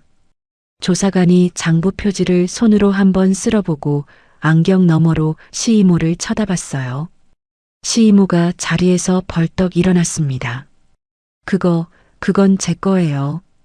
그냥 제 개인 가계부예요.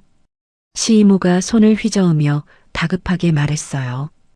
가계부에 가게 매출과 직원 월급이 적혀 있을 리가 있겠습니까? 조사관이 장부를 가방 안에 차분하게 넣었습니다. 며칠 뒤 오전 친정식당 안방에서 박 변호사와 마주 앉았어요.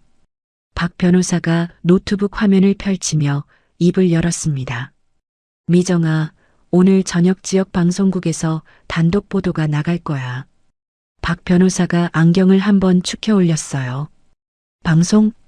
종이컵에 보리차를 따르던 손이 잠시 멈췄습니다. 세무조사 들어간 게 동네에 이미 소문이 다 났어. 기자들이 며칠 전부터 가게 앞에 진을 쳤대. 박 변호사가 노트북 화면을 손가락으로 가리켰어요. 화면에는 지역 방송국 뉴스 예고 화면이 떠 있었습니다. 유명 노포 백반집, 며느리 내쫓고 탈세 의혹.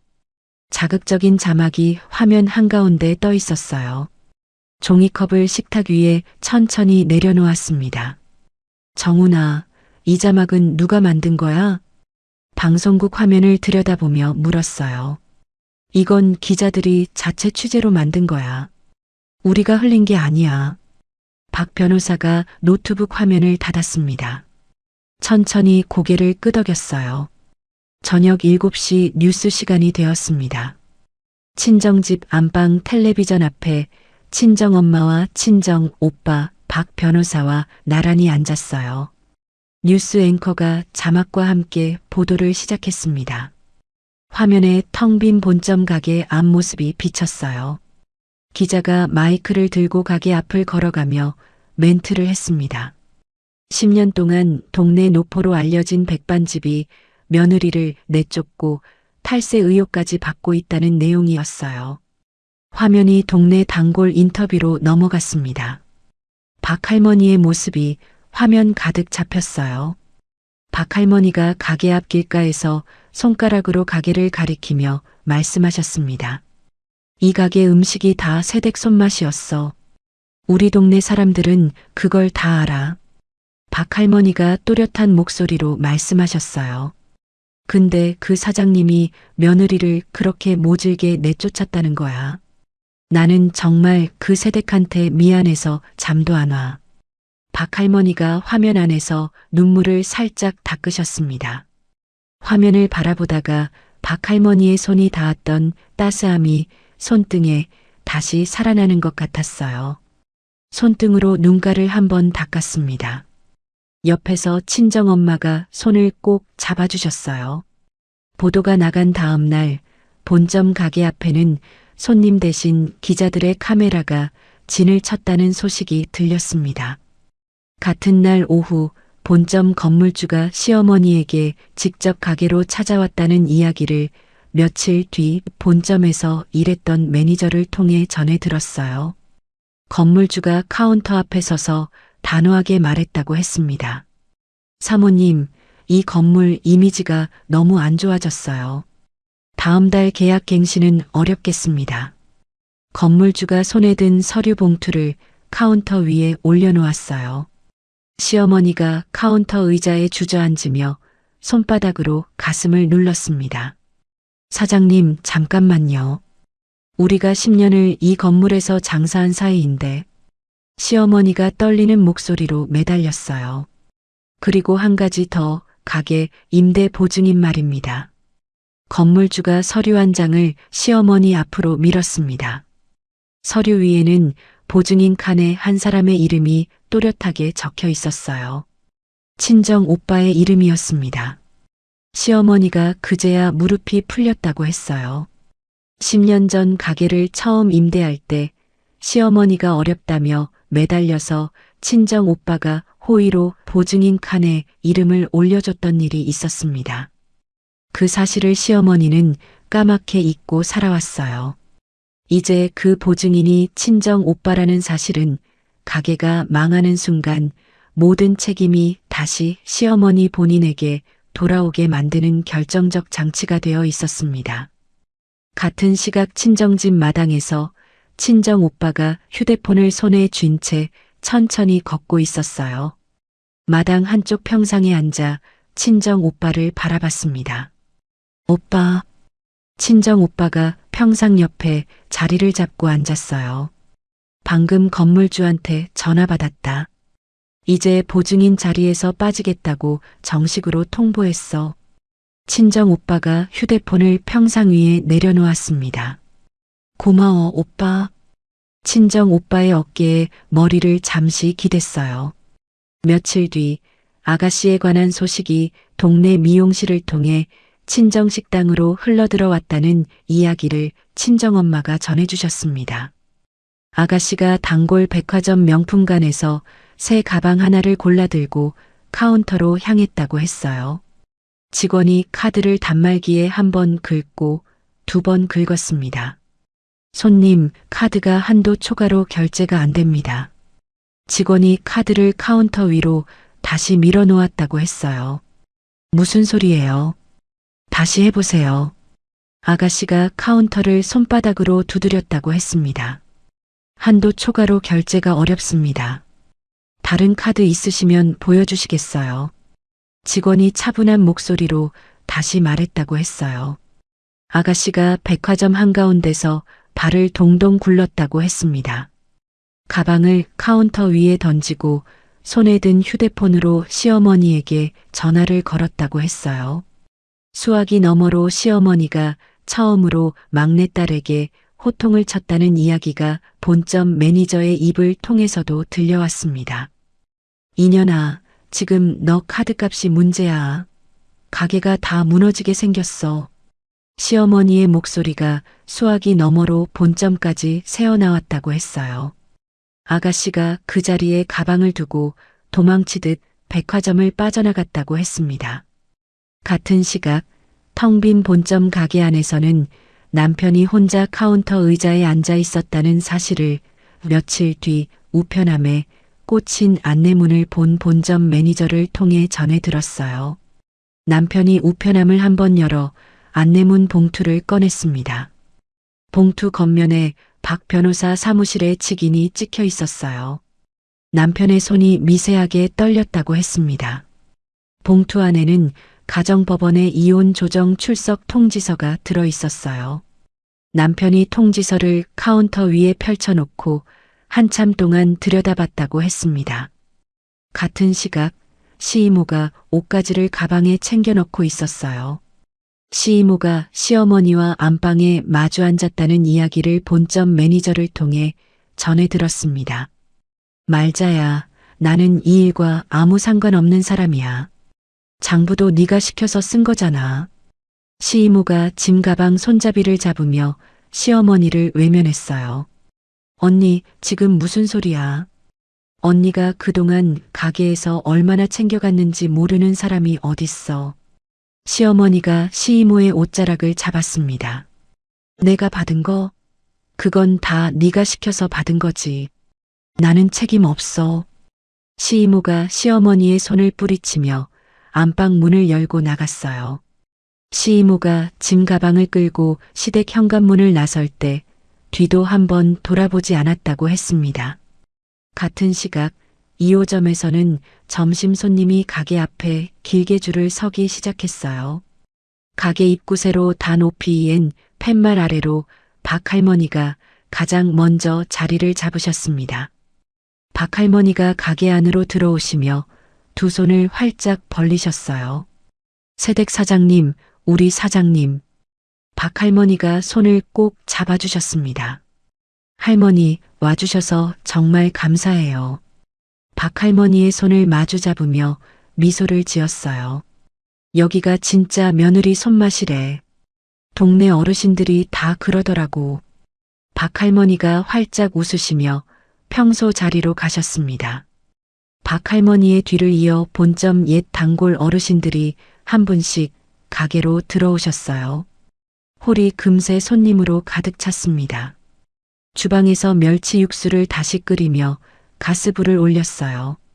10년 동안 새벽 5시에 켜던 그 불이었습니다. 이제는 누구의 가게도 아닌 직접 운영하는 가게의 가스불이었어요. 첫 주 매출이 본점 전성기의 2배를 찍었다는 사실을 그 주 토요일 박 변호사가 정산표를 펼쳐 보여주며 알려줬습니다. 토요일 저녁 가게 마감을 마치고 친정집으로 돌아왔어요. 손을 씻고 부엌으로 들어가는데 휴대폰이 진동했습니다. 화면에 시어머니의 이름이 떴어요. 이번에는 부재중 전화가 아니라 음성 메시지였습니다. 휴대폰을 식탁 위에 올려놓고 잠시 바라봤어요. 박 변호사가 옆자리에 앉아 휴대폰 화면을 함께 들여다봤습니다. 한번 들어봐. 박 변호사가 짧게 말했어요. 음성 메시지 재생 버튼을 천천히 눌렀습니다. 수화기 너머로 시어머니의 떨리는 목소리가 흘러나왔어요. 미정아, 어머니가 잘못했다. 시어머니의 목소리가 한번 끊겼습니다. 내가 그동안 너한테 너무 모질게 했어. 한 번만 용서해줘. 가게 다시 살려줘.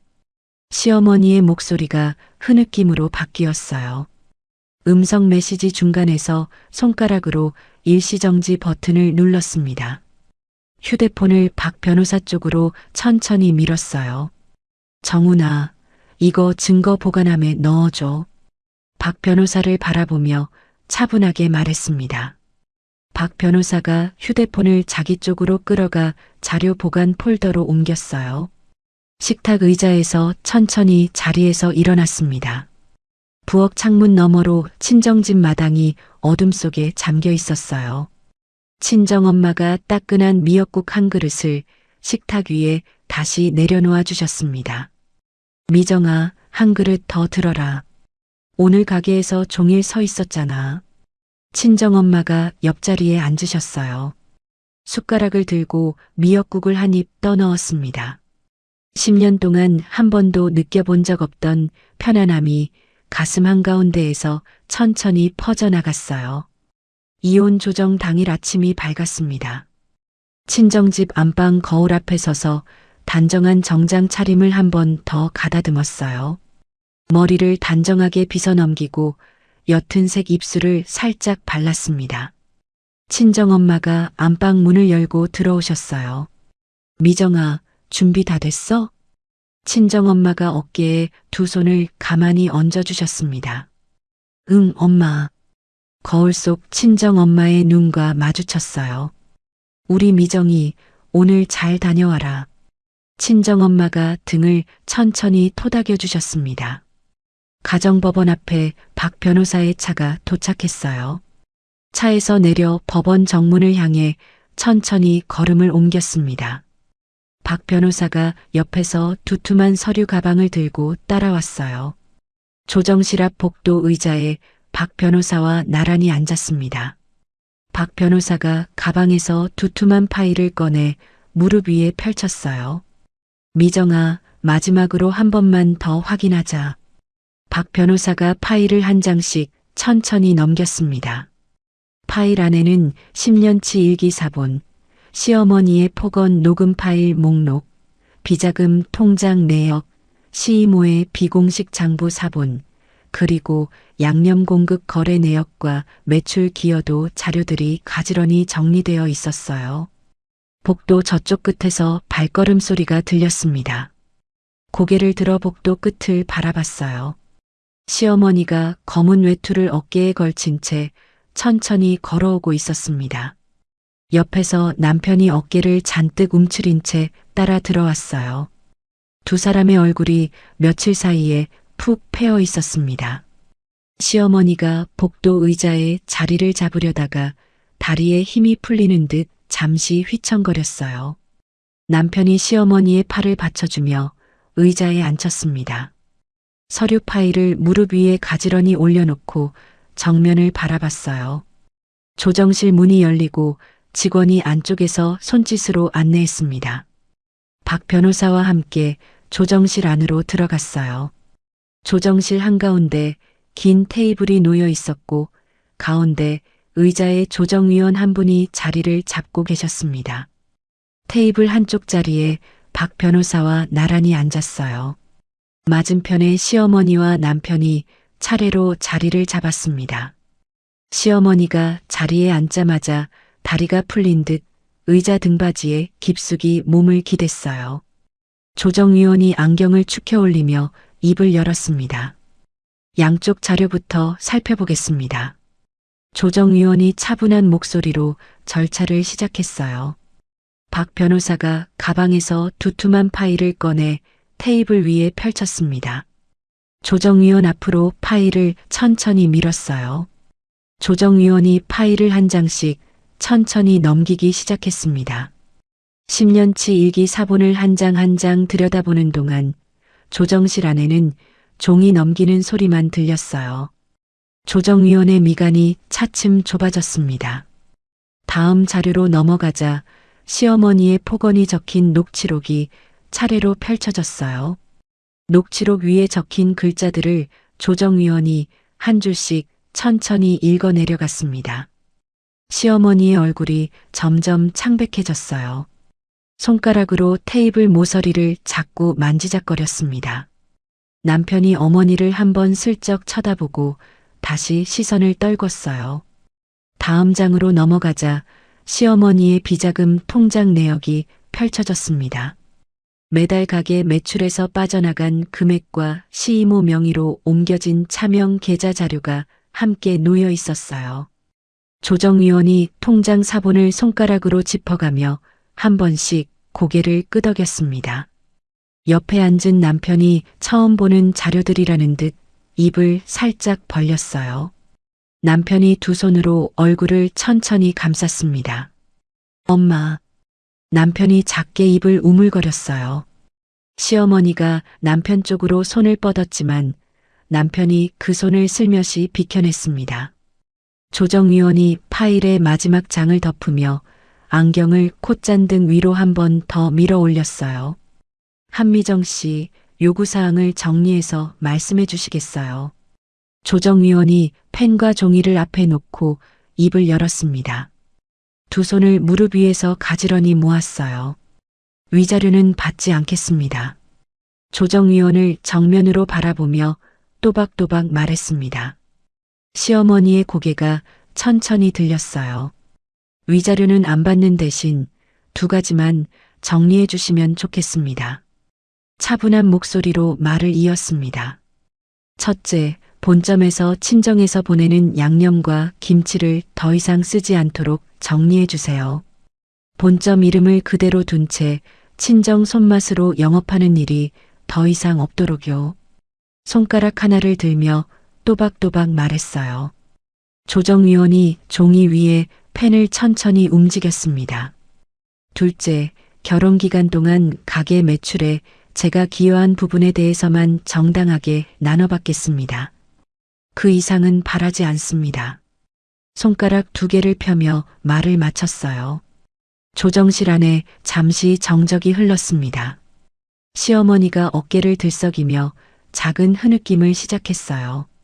미정아. 시어머니가 떨리는 목소리로 이름을 불렀습니다.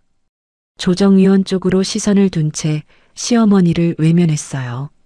미정아, 어머니가 진짜 잘못했다. 한 번만 봐줘. 한 번만. 시어머니가 테이블 위에 두 손을 모아 비비기 시작했습니다. 남편이 시어머니의 팔을 잡으며 작게 속삭였어요. 엄마, 그만해. 남편의 목소리가 처음으로 떨렸습니다.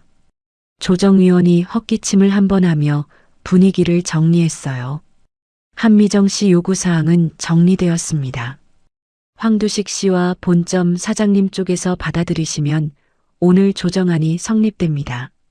조정위원이 펜을 내려놓고 양쪽을 차례로 바라봤습니다. 남편이 천천히 고개를 끄덕였어요. 시어머니가 손등으로 눈가를 닦으며 작게 고개를 끄덕였습니다. 박 변호사가 옆에서 살짝 어깨를 한번 두드려줬어요. 조정안의 도장을 찍는 동안 시어머니의 어깨가 계속 떨렸습니다. 도장을 마지막으로 내려놓고 조정실 문을 향해 자리에서 일어났어요. 복도로 나오자 시어머니가 뒤에서 따라 나왔습니다. 법원 정문 앞 계단을 천천히 내려가는데 등 뒤에서 시어머니의 목소리가 들렸어요. 미정아, 한 번만 살려줘. 어머니 한 번만. 시어머니가 법원 앞도로 한복판에 주저앉으며 통곡했습니다. 지나가던 사람들이 발걸음을 멈추고 쳐다봤어요. 박 변호사가 옆에서 팔꿈치를 살짝 받쳐줬습니다. 뒤를 한 번도 돌아보지 않고 박 변호사의 차를 향해 천천히 걸음을 옮겼어요. 차에 올라타 안전벨트를 매는 동안에도 법원 앞에서 시어머니의 통곡 소리가 멀어지지 않았습니다. 박 변호사가 시동을 걸며 옆 얼굴을 살폈어요. 미정아, 괜찮아? 박 변호사가 운전대를 잡으며 조심스럽게 물었습니다. 괜찮아. 앞 유리창 너머 도로를 바라본 채 짧게 대답했어요. 차가 법원 정문을 빠져나갔습니다. 며칠 뒤 저녁 친정집 거실에서 텔레비전을 켰어요. 지역 뉴스 시간이었습니다. 화면 아래쪽에 자막이 또렷하게 떠올랐어요. 유명 백반집 운영자, 며느리 학대와 탈세 혐의로 검찰 송치. 기자의 멘트가 시작되자 화면이 본점 가게 앞으로 넘어갔습니다. 가게 셔터가 굳게 내려와 있었어요. 기자가 마이크를 들고 동네 어르신들에게 인터뷰를 청했습니다. 박 할머니의 모습이 다시 화면에 잡혔어요. 이 가게 음식 다 새대기한 거야. 우리 동네 사람들은 진작부터 다 알고 있었어. 박 할머니가 손가락으로 가게를 가리키며 또렷이 말씀하셨습니다. 옆에 서 계신 또 다른 단골 어르신이 말씀을 보태셨어요. 새댁이 진짜 천사였어. 우리 한 번도 새댁한테 짜증내는 거 본 적 없어. 어르신이 두 손을 모으며 말씀하셨습니다. 화면을 바라보던 친정엄마가 옆에서 두 손을 잡아주셨어요. 우리 미정이 동네 어르신들이 다 알고 계셨네. 친정엄마의 손이 따뜻하게 손등을 감쌌습니다. 같은 시각 동네 어느 골목 모퉁이 작은 카페에서는 아가씨가 친구들에게 외면당하고 있다는 이야기를 박 할머니가 며칠 뒤 가게에 들르시며 전해주셨어요.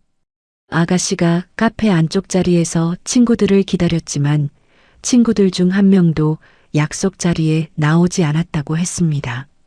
아가씨가 휴대폰을 한참 동안 들여다보며 빈 의자만 바라봤다고 했어요.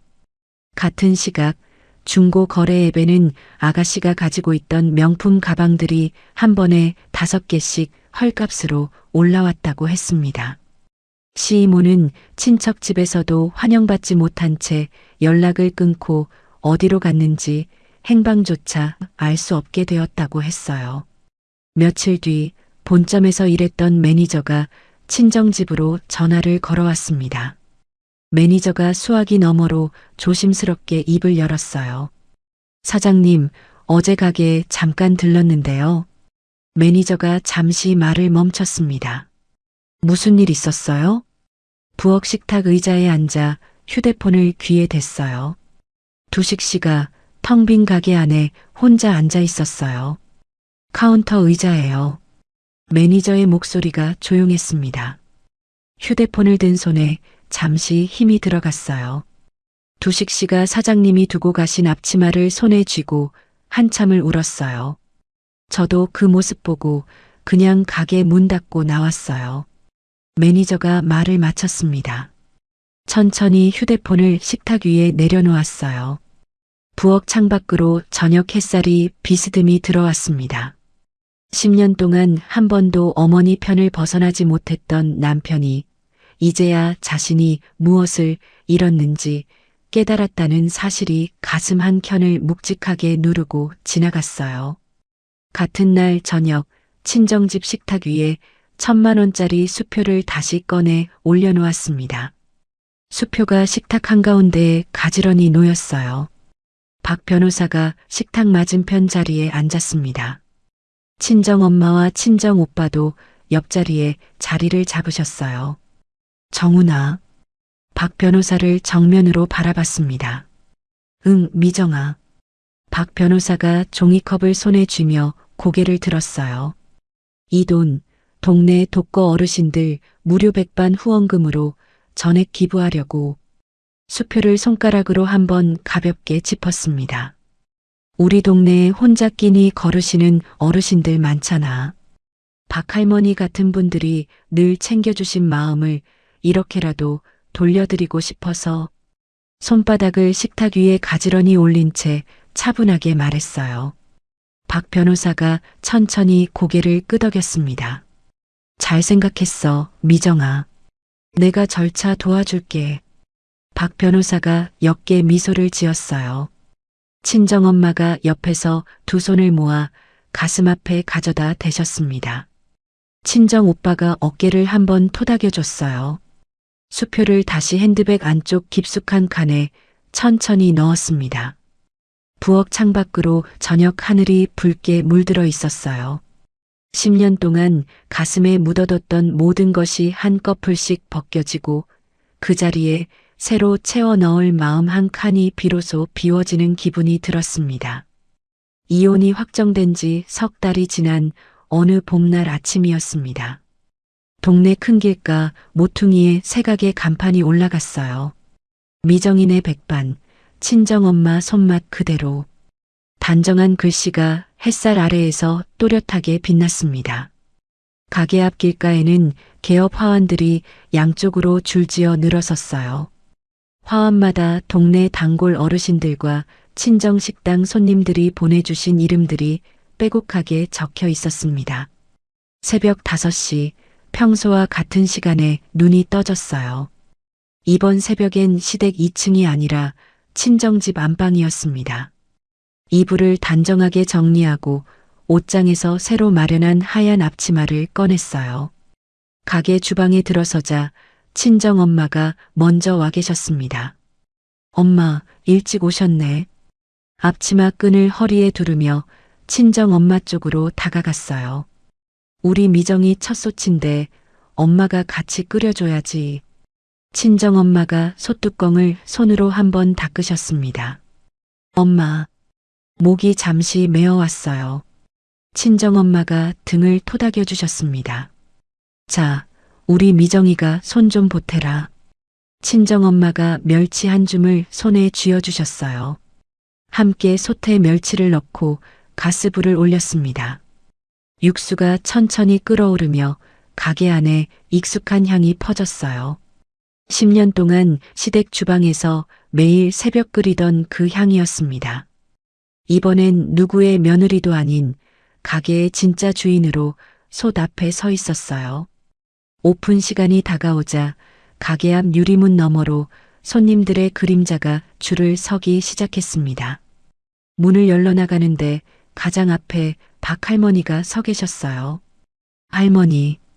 가게 문을 활짝 열며 박할머니의 손을 잡아드렸습니다. 미정 사장님, 우리 미정 사장님. 박할머니가 두 손으로 손을 꼭 감싸주셨어요. 내가 미정 사장님 음식만 기다렸어. 그동안 얼마나 보고 싶었는지 몰라. 박할머니의 눈가가 살짝 붉어지셨습니다. 할머니, 들어오세요. 평소 자리에 앉으셔도 돼요. 똑같이 만들어 놓았어요. 박할머니의 팔을 살짝 부축하며 안쪽 자리로 모셨어요. 박할머니의 뒤를 이어 본점 시절 단골 어르신들이 한 분씩 가게 안으로 들어오셨습니다. 홀이 금세 손님들로 가득 찼어요. 점심 피크 타임이 되자 가게는 발 디딜 틈이 없을 정도로 붐볐습니다. 카운터 안쪽에는 친정 오빠가 손님들을 안내하며 자리를 정리하고 있었어요. 주방 한쪽에서는 친정 엄마가 김치를 다듬고 계셨습니다. 박 변호사도 가게 입구 쪽 자리에 첫 손님으로 자리를 잡고 앉아 있었어요. 박 변호사 앞에 따끈한 김치찌개 한 상을 직접 차려 가져갔습니다. 정훈아, 천천히 드셔. 상을 내려놓으며 작게 말했어요. 미정아. 박 변호사가 숟가락을 들기 전에 잠시 손을 멈췄습니다. 드디어 가게 열었네. 진심으로 축하해. 박 변호사가 옅게 미소를 지었어요. 고마워. 정훈이가 없었으면 여기까지 오지도 못했어. 상 모서리를 손가락으로 가만히 매만지며 답했습니다. 박 변호사가 첫 숟가락을 떠입에 넣었어요. 박 변호사의 얼굴에 천천히 미소가 번졌습니다. 역시 미정이 손맛이네. 박 변호사가 천천히 한 그릇을 비워갔어요. 오후 3시 점심 피크 타임이 끝나고 잠시 한숨을 돌렸습니다. 홀 한쪽 벽에 걸어둔 작은 액자를 올려다봤어요. 친정엄마가 직접 붓으로 써주신 글씨가 액자 속에 단정하게 담겨 있었습니다. 새벽 5시의 마음을 잊지 말자. 10년 동안 시댁 주방에서 보낸 새벽들이 머릿속을 스쳐 지나갔어요. 박할머니의 따뜻한 손, 시어머니의 폭언, 카운터 안쪽 시이모의 비웃음, 명품 쇼핑백을 든 아가씨의 모습까지 그 모든 시간이 결국 지금 이 가게로 이어져 있었습니다. 손바닥으로 액자를 한번 가볍게 쓸어봤어요. 마침 새 손님이 들어오시는 소리가 들렸습니다. 따끈한 김치찌개 한 상을 다시 손에 들고 손님 자리로 향했어요. 같은 시각 옛 시댁 본점이 있던 자리는 어떻게 되었는지에 대한 소식을 박할머니의 입을 통해 자세히 듣게 됐습니다. 며칠 전 박할머니가 그 골목을 지나가시며 잠시 멈춰가게 앞을 살펴보셨다고 했어요. 가게 셔터에는 임대 표지판만 덩그러니 붙어 있었다고 하셨습니다. 옛 시댁 본점 자리는 아무도 들어오지 않은 채 한 달 넘게 비어 있었어요. 남편이 다른 동네 작은 분식가게에서 주방 보조로 일하고 있다는 소식도 박 할머니의 입을 통해 전해 들었습니다. 내가 그 가게 앞을 우연히 지나가다 봤는데 두식이가 거기서 그릇 닦고 있더라. 박 할머니가 가게 마감 시간에 잠시 들르시며 조심스럽게 말씀해 주셨어요. 행주의 손을 닦으며 박 할머니의 말씀을 가만히 들었습니다. 그 사람이 거기서 일하시는구나. 짧게 한마디만 답했어요. 가슴 한구석에 잠시 묵직한 감정이 스쳐갔지만 이내 가라앉았습니다. 며칠 뒤 박 변호사가 가게로 들렀어요. 마감 시간이 다 되어 가게 안에는 손님이 거의 빠져나간 뒤였습니다. 박 변호사가 카운터 앞에 잠시 멈춰서며 입을 열었어요. 미정아, 어제 그 일 정리됐어. 박 변호사가 안경을 한번 축혀 올렸습니다. 어떻게 됐어? 행주를 카운터 위에 가지런히 놓으며 박 변호사를 쳐다봤어요. 본점 사장님 재판이 어제 마무리됐어. 집행유예 판결이 났다고 들었어. 박 변호사가 차분한 목소리로 전해졌습니다. 천천히 고개를 끄덕였어요. 가게가 있던 건물도 결국 세무서 추징금 때문에 경매에 넘어갔대. 살던 집에서 나와서 변두리 작은 단칸방으로 옮기셨다는 이야기도 들었어. 박 변호사가 말을 이었습니다. 행주를 손가락으로 한번 만지작거렸어요. 그래. 짧게 답하고 다시 카운터 정리를 시작했습니다. 가슴 안에서 어떤 감정의 파도도 잃지 않는 자신을 발견하며 잠시 멈췄어요. 10년 동안 가슴에 묵직하게 얹혀있던 무거운 짐이 이제는 더 이상 어디에도 없었습니다. 비로소 완전히 자유로워졌다는 사실이 가슴 한가운데에서 천천히 차오르고 있었어요. 박 변호사가 카운터 앞 의자에 천천히 앉았습니다. 미정아. 박 변호사가 카운터 위에 두 손을 모았어요. 응. 행주를 카운터 옆 바구니에 넣으며 박 변호사를 바라봤습니다. 이제 진짜 사장님이 됐네. 박 변호사가 멋쩍게 웃으며 안경을 한번 축혀 올렸어요. 박 변호사의 얼굴을 정면으로 바라봤습니다. 10년 만에 학교 동창을 다시 만났던 작은 법률사무소의 응접 소파, 노트에 또박또박 글씨를 적어 내려가던 그 손 조정실에서 두툼한 파일을 펼치던 그 단정한 손길까지 박 변호사가 곁에서 한 걸음 한 걸음 함께 걸어와 줬다는 사실이 새삼 따뜻하게 다가왔어요. 천천히 미소가 입가에 번졌습니다. 고마워, 정훈아. 정말로. 박 변호사를 바라보며 또박또박 말했어요. 박 변호사가 잠시 시선을 떨궜다가 다시 고개를 들었습니다. 밤 10시가 가까워가게 셔터를 함께 내렸어요. 박 변호사가 셔터 손잡이를 잡아 천천히 내려줬습니다. 가게 앞 길가에 가로등 불빛이 부드럽게 비쳤어요.